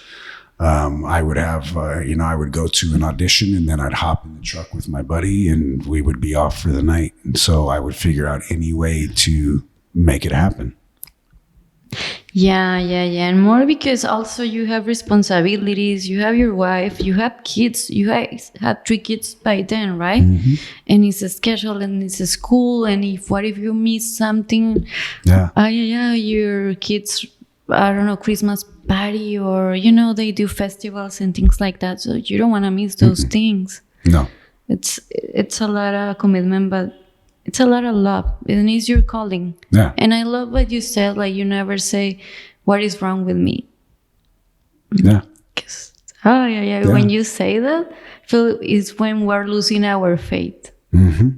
And, yeah. And those moments are so delicate because if you heard the wrong word at the wrong time, it could completely change your projectile, like wherever it is that you're shooting for. It could completely steer you into a place where you revert back. And I'm one of those type of people where I admit it. I'm not a perfect person. I still have the demons that I face. And so it's only by the pursuit of something better than me and higher than me that I don't backpedal. I'm not floating in the clouds. I'm not holier than anyone. I'm a regular person that, given enough time, can backpedal into old thoughts, old ways. So it's a must to learn those lessons, but not to relive them, so that we keep pushing forward. And I just apply that to everything. You should always be setting something higher than what you think you can accomplish. And if you meet the challenge, no one's going to just call someone out of the blue and say, I liked your look, we're going to make you the next star. It's like, you have to be getting up and going where opportunity is. You have to take chances. Every year that I've been acting professionally, there has been a point where it's been a choice where, like, this is difficult. I need help. I don't know how long I can hang on. And sometimes it's not just about being the best. It's about being the last man standing, last person in the room. You show up, you take chances. It involves a lot of embarrassing moments, a lot of life lessons learned. But if you can get over your own ego, you can get over your own emotional, like, no, this is me, they didn't like me. That's what it takes. And I think that, kind of comes back to what we were talking about is you have to be able to take rejection in this business, because I get pats on the back. Oh, great. We saw you on this show. We saw you doing this every year. I'm seeing you on something. It's more and more. And I'm like, yeah, for those 2 or 3 shows that you see me on throughout the year, there's been 20, 30 no's. There's been major things. There's been things where I was like, well, I'm happy with my performance. I loved that. And it just comes down to, a different look, a different delivery. Yeah. You took a chance on something and they wanted this, and you can't control those variables. I like how Bryan Cranston said, your job isn't to get the job. Your job is to deliver a compelling performance based on what you receive. Mm-hmm. And then you let it go, because you'll go crazy if you don't. What is your creative process when now I know you have your management and everything, so they look for opportunities for you, but back then, so you were going to auditions. What was your creative process? You get the lines. How did you prepare yourself for a new character, for an audition? It's definitely a combination of things that we already know. Time, place, the person, what do they say about you? What do you say to the other characters? All these bits and pieces of information that we have when we're breaking down and scene study. But with me, it's just finding who I am within that character. I love character acting.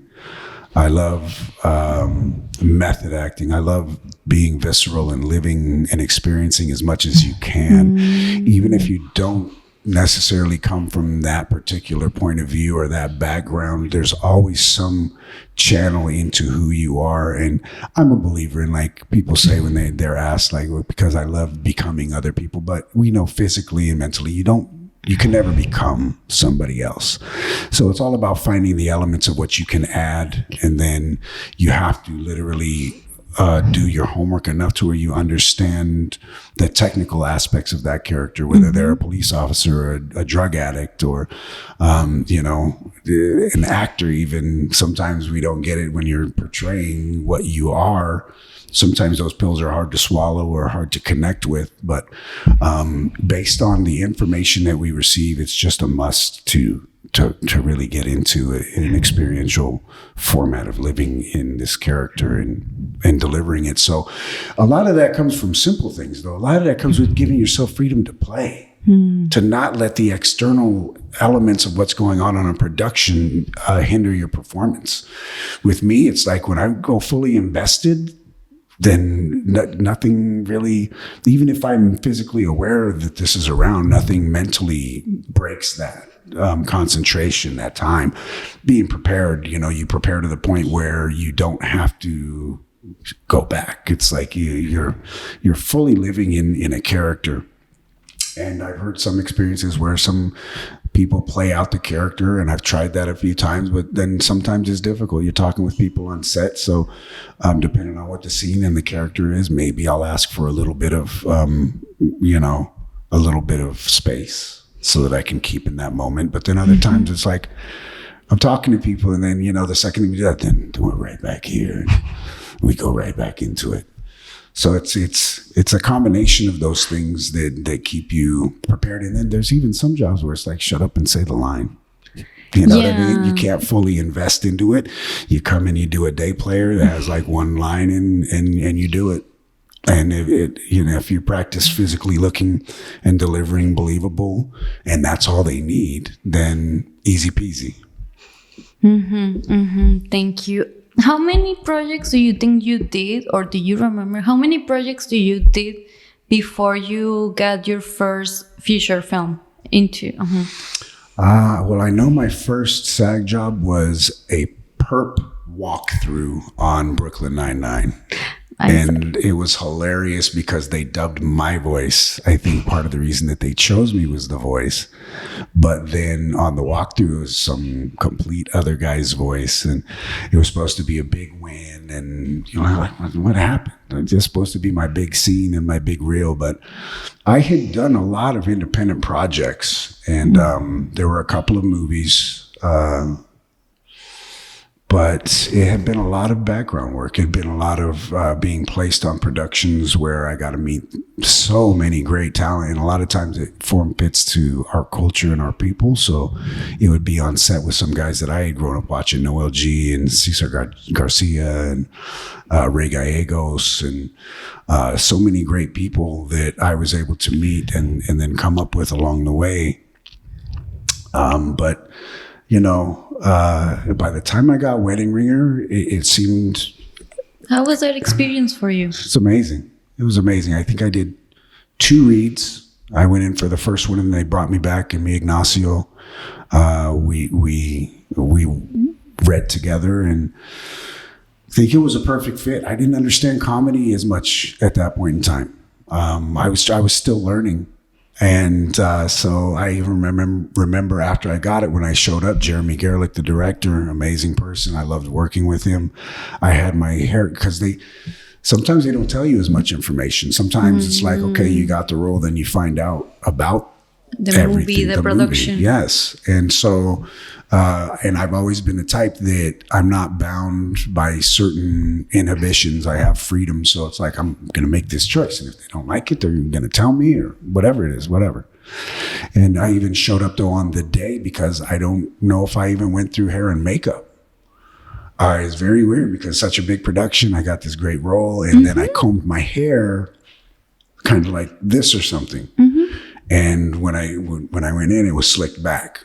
And so I didn't understand what the comedic content really was and what Jeremy wanted. He was like, no, you got to go back and do that. And because it was this cholo thing, this cholo look. And so it was all about the delivery of this tough guy coming in. And then all of a sudden we have this soft sort of conversation. And but it was amazing, because he gave me freedom, and it broke me in the best way possible to come in front of a group of people that I respected and watched and knew that they were on a higher caliber, and made me really feel like, you know what, you could be on this level. They've accepted you. They opened the door for you.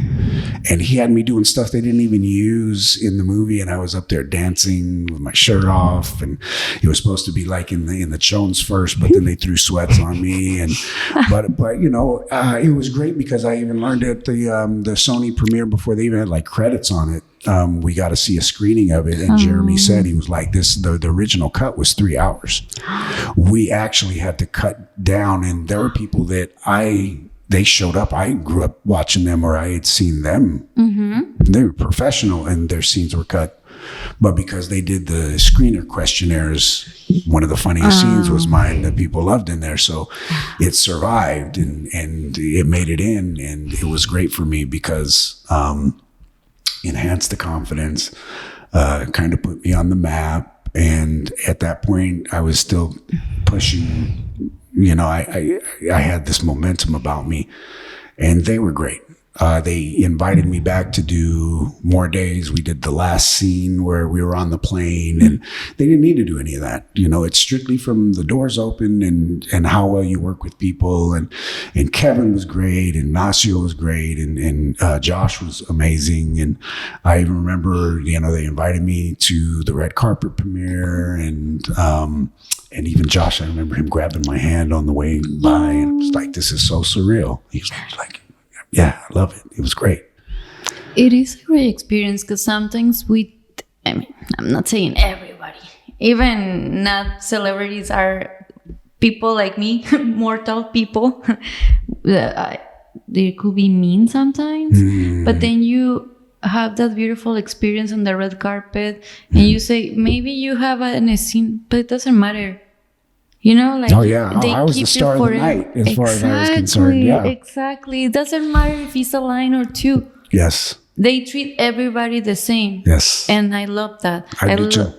Right, and also we were not aware of everything that a movie. Like it was 3 hours. They have to do like, I forgot in marketing terms how when they do like a focus group. Yes. That's what it was. Before they premiere a movie, like everything they invest to make it perfect and make it work.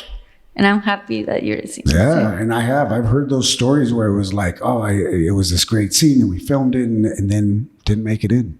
And my heart goes out to people that, in the practical sense of what we do, we understand that sometimes your scene gets cut or sometimes they dub your voice or so you're thrilled. But it's like the reward for an actor is in stages.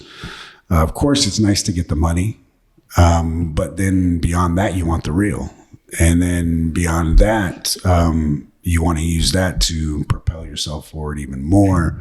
And so sometimes it's not even in alignment. That's why as up and coming actors, it's like, it wasn't even about the money. I did this one for free, but I needed the experience or the real. And then sometimes we're rewarded where it may not be huge financially, but like with The Wedding Ringer, I got paid well. It wasn't crazy. But what the return was given to me as far as the next step was priceless. After many years of working. Yes. Oh, yeah.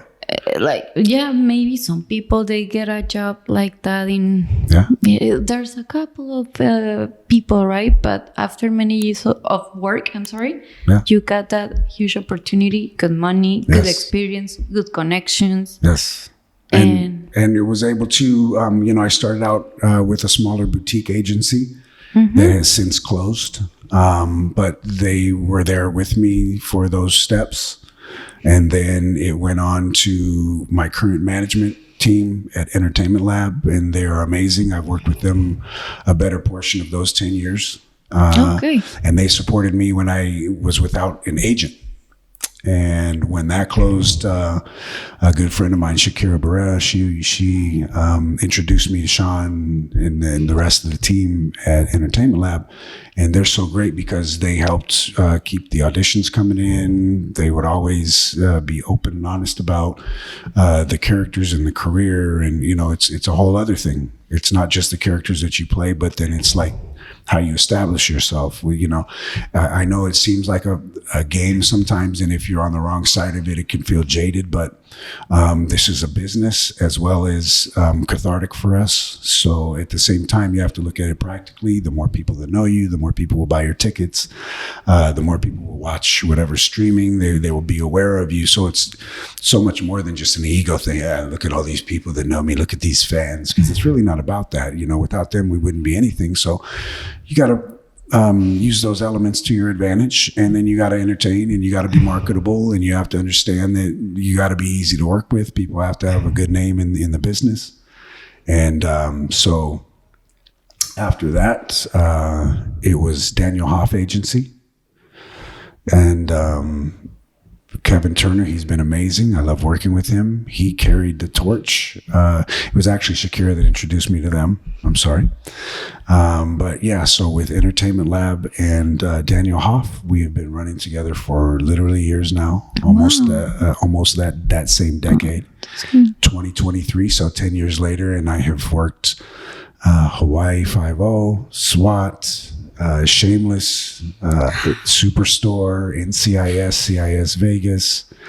I just ended this year, the beginning of the year, I had a scene in House Party, the reboot, and I was in Truth Be Told, amazing, and rounded it out with Fatal Attraction, the series, and so many more. Coyote, I got to film on that one. I've been flown so many different places from Hawaii to New York. I got to work on It's Bruno. That was an amazing film. New Orleans, I was filming for like 3 months on Home Team, and amazing group of people. Every door has been opened. It hasn't just been my hard work. There's so many amazing people that have taken chances on me, and throughout that whole route, I really have developed this pride and respect for my culture that was lost. And not everything that comes out of typecasting is a bad thing. Not everything that comes out of being part of an overall collective is bad. And that's one of the beautiful things, is being a part of the Latino, Chicano, Mexican American, South American culture and entertainment industry. I have met so many beautiful brown faces and white faces and black faces. And we're all part of this community that I really have been adopted by and developed a love and respect for. Yeah. Wow. It is a teamwork. We don't know. We see actors and actresses on TV or on a movie, but we don't know the people behind them. We don't know all the work, how they started, and the management, the auditions, the years. Yes. Oh yes. So many tears. Years in therapy sometimes. Oh yeah. Are you in therapy? No, acting is my therapy, and it's amazing because it did what to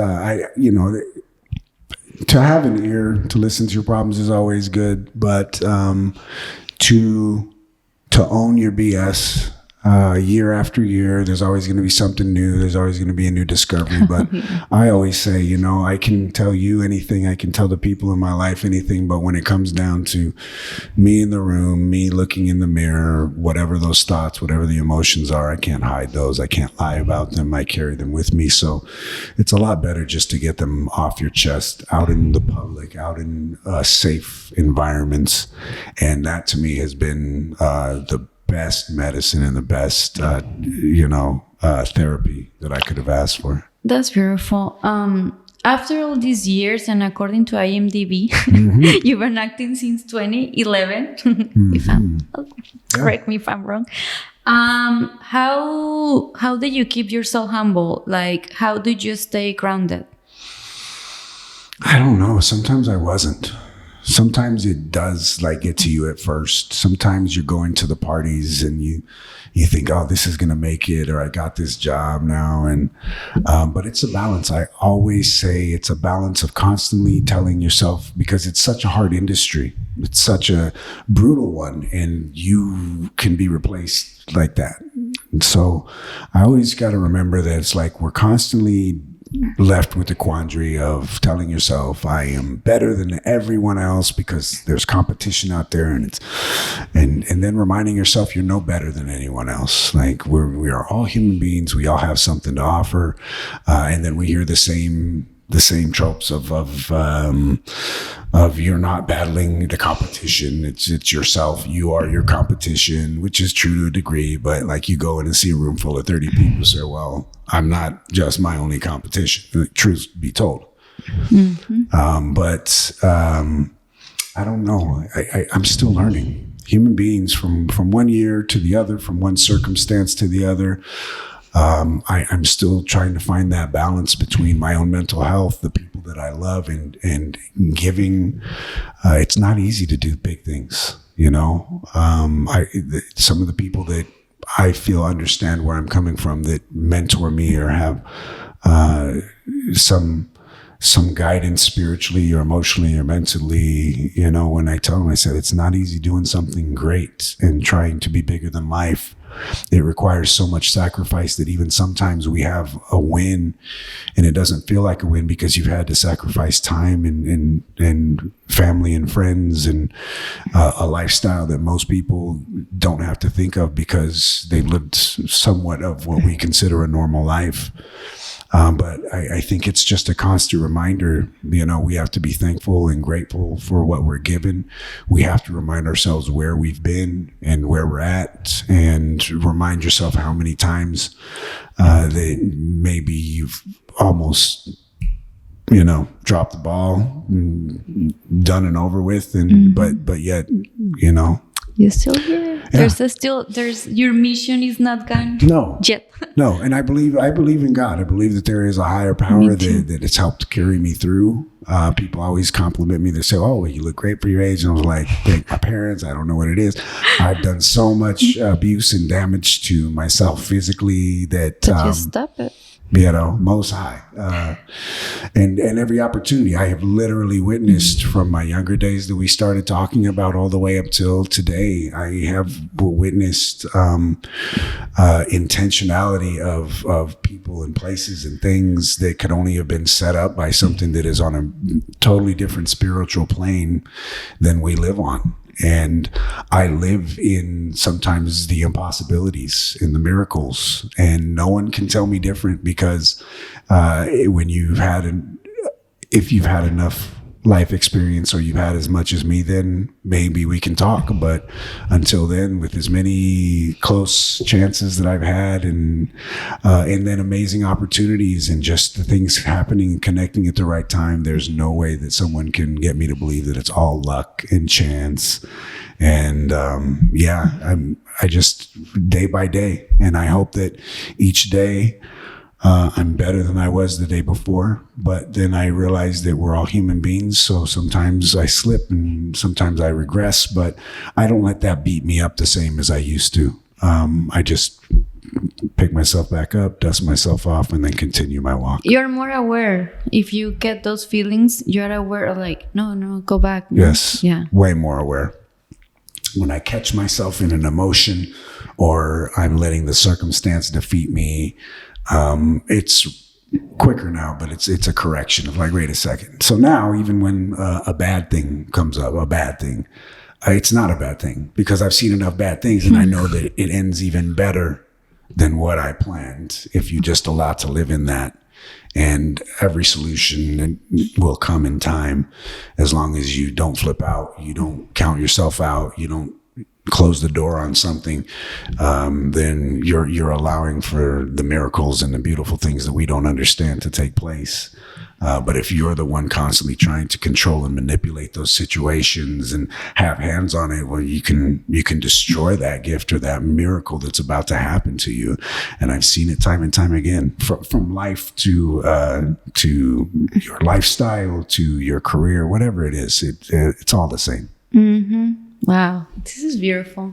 I just want to say something really quick. I connect with you through Sonia Balcázar, yes, my beautiful lady, beautiful amazing soul out there. Hi, yes. Sonia. Hi, Sonia. And I forgot my point. Okay, I'm back. Sorry. So, okay. She shared, when she was on my podcast, we record on January. So she shared this beautiful and funny, and not funny for her, but it's funny for the audience right now to hear, when you guys filmed. Oh, man. To you. Hang on. Let me drink this. Oh, let me get some more of that. Oh. And I heard her experience, but I would like to hear yours. How was that for you? And when the director called you and told you, hey, do not answer Sonia phone calls and text messages. Yeah, okay. So first of all, Addicted to You, it has been racking up the awards. Sonia has won, I believe, 3 or 4 for Best Actress. Yes. I am thrilled to have been a part of it and still be a part of it. With what's going on in Hollywood now, I feel myself very blessed to have something that means so much to me that we're still able to share and screen. And not only that, it means so much that we deliver healing and a human connection to the story that we're telling. I was brought on board. It was actually supposed to be our friend Steve Villegas, who's another great actor. I've known him for almost 10 years, I believe, and maybe 10 years now. And he's a great soul. And he was originally supposed to play the character of Danny. And through whatever situation happened, he was unavailable to do it. And while they were thinking of who could be a replacement, Sonia had spoken to me about another project that she had in mind. And so when that came up, I had worked with the director LV, or I wanted to. Actually, I had met him, but we were on the map, kind of, okay, I'm ready. But I'd worked with Jeff Reyes, Echo, on a few different projects he gave me. He was another one of those guys that opened the door. I love his work. He was DP, director of cinematography on Addicted to You. So the collective had advised Sonia that, you know what, we think Anthony would be perfect for this role. And so speaking prior with Sonia, she gave me the opportunity, and I love it because when I tell the story, I say as many opportunities as I've been given, and they're great characters and great stories. This was the first opportunity that allowed me to take on a character that actually had substance within a relationship. The addictions or whatever problems they were facing, something that was visceral and real, that was either broken or strengthened by the other character in such a different way, dramatically and emotionally. So they bring me on board. We do countless rehearsals. I always consider it, when you're in that emotional state and you're filming that kind of story, it's a dance. It really is a dance. Wow. And we worked this beautiful emotional dance out with the lines, and we went over it and over it in months of preparation and planning. And we would discuss how we would say things or what we would do in relationships in our own past that we brought to those characters. And our own traumas, we all shared so much. And then we come closer to filming. Dun, dun, dun, dun. And I think we're closing in on a week, and we wanted to get into last rehearsals. Maybe it was a little over a week, and LV was like, okay, so we're going to meet at this time for this rehearsal, and then I'd like to get one more in before we film, maybe on the day or something. And then there goes the side note. He's like, hey, completely ghost Sonia. Don't answer her text messages. Yeah. Don't show up. I think it was based almost off of that, because I said, I don't know if I'll be able to make it to this rehearsal, but he was like, don't even show up. Just completely ignore. And I knew she's not only acting in it with me, she's the executive producer. Yeah. She has been very honest and open vulnerably about why this story is so important to her, and I, so I already know that there's trauma that's involved with this story, and she's also the one helping coordinate every aspect of it. We're filming at the place she was at the time. And so it just killed me. But I as an actor, me understanding that this will only enhance the performance, I had to go along with it. And so she's texting me, where are you? What's going on? I can't believe this is going on. Like, please tell me something. She's probably worried that I'm dead or like whatever it was, just nothing. And so this goes all the way up till we film. Hey, don't show up. Hey, show up 2 hours past your call time. And then on the other side, I find out that he's telling her, well, where's your actor? What's wrong? Do you have a replacement? Oh my God. So this added pressure. And so on the day of filming, they literally did things like give us rewrites. We completely rehearsed this thing. We knew our beats and our timing. She's sick. She's losing her voice. So by the time I show up, I got a couple of beers. In the story, I bring our daughter gummy bears, and I thought it would be a funny thing to bring gummy bears for her. I was like, give those to her, which probably pissed her off even more. And so along the course of that, he separated us. I was not allowed to see her or talk to her. And by the time we stepped up and recorded, that was a real fight. That was a real argument. And that was me really trying to apologize. And but we didn't. We had to go. And it was one of the most beautiful things, but one of the most exhausting emotionally. It still, to this day, I believe, sticks with both of us. But we are able to share it. It was for a purpose. It was for a reason. And the collective made it so beautiful. It's such a beautiful story. Jessie Borrego plays her father. And it's just a beautiful story that I hope can help people that are faced with decisions of facing their trauma and generational curses and realizing all these things that we need to break. Yeah. And so we just got back from sharing it at the Georgia Latino Film Festival, won 2 more awards. David Manzanales, he won for Best Writing. The script was beautiful. Acting was beautiful. Cinematography was beautiful.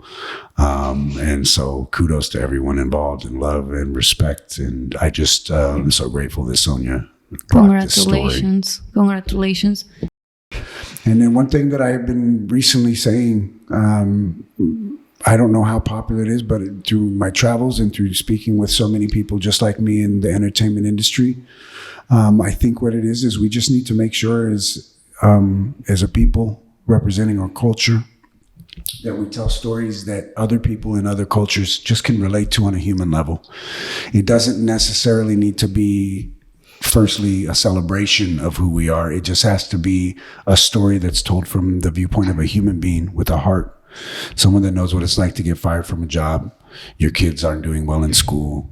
You're being sued for something, like your car broke down. These things that we all connect on an emotional level are what will allow for the viewer not to turn it off because they don't understand the culture. And then the backdrop just happens to be where we're from, who we are, what we represent. And in that way, that subtle way, I believe that you can change people's perceptions and point of views, as well as introduce them maybe to a culture that they hadn't been necessarily had that firsthand glimpse into. And I think that that's a beautiful thing, because then they really will realize how close we all are together and our emotions and humanity. Yeah, at the same, we're all connected. It doesn't matter sometimes your culture, or like I'm always saying I'm still learning English, but when I was 12, I couldn't have this conversation with you. Yeah. I'll say hi. Yeah. That's it. But I listen to music in English, and I don't know how, but you connected. I don't know. I didn't understand the lyrics. Yeah. I didn't have Google to look for the lyrics in Spanish. Yeah. But I always say, like, music is universal. It connects humans. Yeah, it hits your heart and soul first. You feel it before you really understand it. Yeah. And I believe that's what connects us. Yes. We were talking about Addicted to You, and Yes. I'm just gonna say that I love the short film. I almost cry. I went to the Mexican American Film Festival. Yes. And right now I say nice to meet you, but I meet you. That was the first time I saw it, because I didn't want to see the cuts. No? I didn't want to see the edits. Wow. There's so it a was lot a surprise for it you. was a surprise. Okay. And to be honest, every time since that I've watched it, I still choke up, and it still makes me tear up. And there are moments that, for whatever reason, they just hit me really, really hard. And but in the most beautiful way possible. I think everything was done perfectly on it. There's nothing more or less that I would want, and I wouldn't change a thing. And I just thank Sonia for her vision, her opportunity, and I thank her for enduring her own story and her own pain and surviving to make it here to tell it. And it's not easy. Yeah. It's not easy to share your feelings and to be vulnerable in front of a camera. So thank you for this conversation. But yeah, and I feel like every human is healing something. Yeah, We're always healing something. Always. We're constantly being broken in little ways and healing in others. And with those broken parts, that's how you're able to fill in with more things that can heal and make you stronger and have a deeper understanding. We can't help anyone if you don't understand that about yourself, and if you're constantly running around broken, and even if you've healed from that, if you're not sharing, you're not doing what you're supposed to be doing, because we're all supposed to be helping build people up. And I truly believe that. I think that in many ways we get so caught up in our own lives and then our own opinions about things that we really forget what life is about. Like, all of this could be taken away. So through the production and my career and me showing up and marketing, it's really beyond that. What it is two people that are connecting, and based on what we're able to sit down and discuss and share with other people and being open and vulnerable. It's about us connecting with the viewers that will watch this. And if we can drop just these little pieces of something, medicine, therapy that will help other people, that's more about what I like to think that we're here doing, and it's entertainment, and I love acting, but it's more fulfilling to me when we play these roles and we're involved in things like Addicted to You that really resonate and really will allow men to see themselves, women to see themselves. And you can identify in every level of generations, because it's like, my grandma was like this, my grandpa was like this, my dad, that was me, actually. I didn't realize how our arguments are affecting our child. And so if we can start that, we can literally start breaking those generational curses that have plagued our households that we didn't fully understand. But once you see it, I love the saying, like, once you see, you can't unsee. Once you hear, you can't unhear. So once we're on that journey together, and these stories are being told, it's going to help the healing process and everything that we do to move forward from that. I think that not everything is going to be this kind of therapy for people, but because we like to play, we like to have fun, some irreverent jokes here and there, and some funny stories, but it just really is more fulfilling when you realize that you've contributed something that will be here beyond me physically, whether it's 50 years from now, 60, however long, and someone sees Addicted to You and realizes that that's their story too. And that's really a beautiful thing, no joke. It is a beautiful story. It is. Anthony, who inspires you?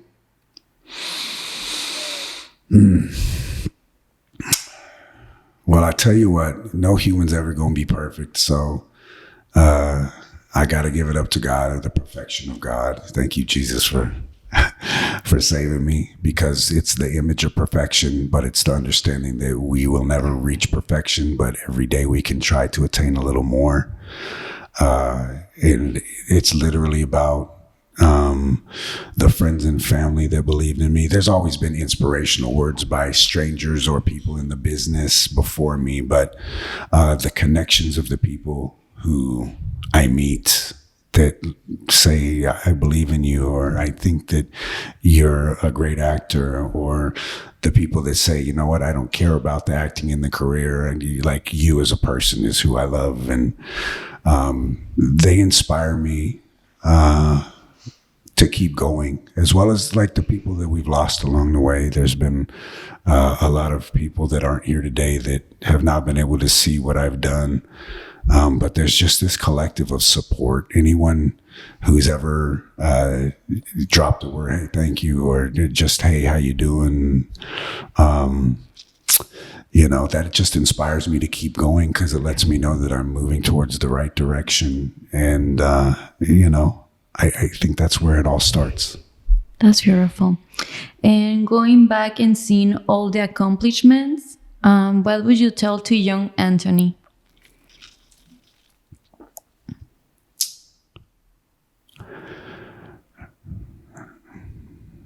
Regardless of where you're at right now, I don't know, I wouldn't change a thing. I wouldn't change a thing, because it could significantly alter who I am and where I'm at today. You always want to deliver encouragement. So if it's a younger version of me, like, hang on, you're okay. You're more than enough. You're going in the right direction. Yeah. What is something that you do every day that is not negotiable, not to do it? I would like to say every day I do it, but the things I strive to do every day is work out mentally, physically, spiritually, and emotionally. What is the worst advice you have been given? Don't care what anyone thinks. I think sometimes in our own arrogance and ego, we come up with these sayings that we live by, and I'm a victim of doing that to myself. I'm guilty of that. But when it comes down to it, you shouldn't care what anyone thinks to give you validation. But you should always look at how your actions and the people that are in your daily life or are affected by you or your voice. You always have to remember that you have a responsibility to them. And so you should care about them when you're thinking about the actions that you take and the things that you represent. And even though it's also to remind everyone that you're human. There are different personalities. Some are just these type A go, and I'm a little bit of that, but it's just to I do care what people think, because I want it's more for them than it is for me, and then in turn that becomes for me. It's having empathy. It's having empathy. Yes. And respect for others. What book, movie would you recommend that changed something about you?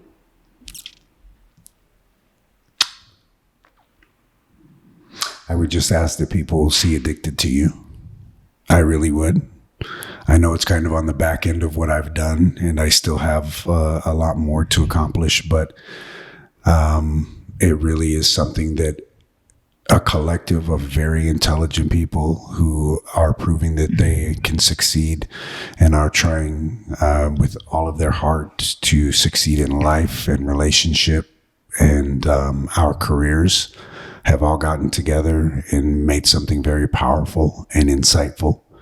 And I would love for people to be able to take something from that and partake in that journey. And I would like to build off of that even. I don't necessarily know how, but I would just recommend that if it comes your way at a film festival or you have the opportunity to see it, that you really do give it a chance and watch it, because it really, in my own personal life, has done a lot for me, just being involved in it and then seeing the effects that it has on other people. So yeah.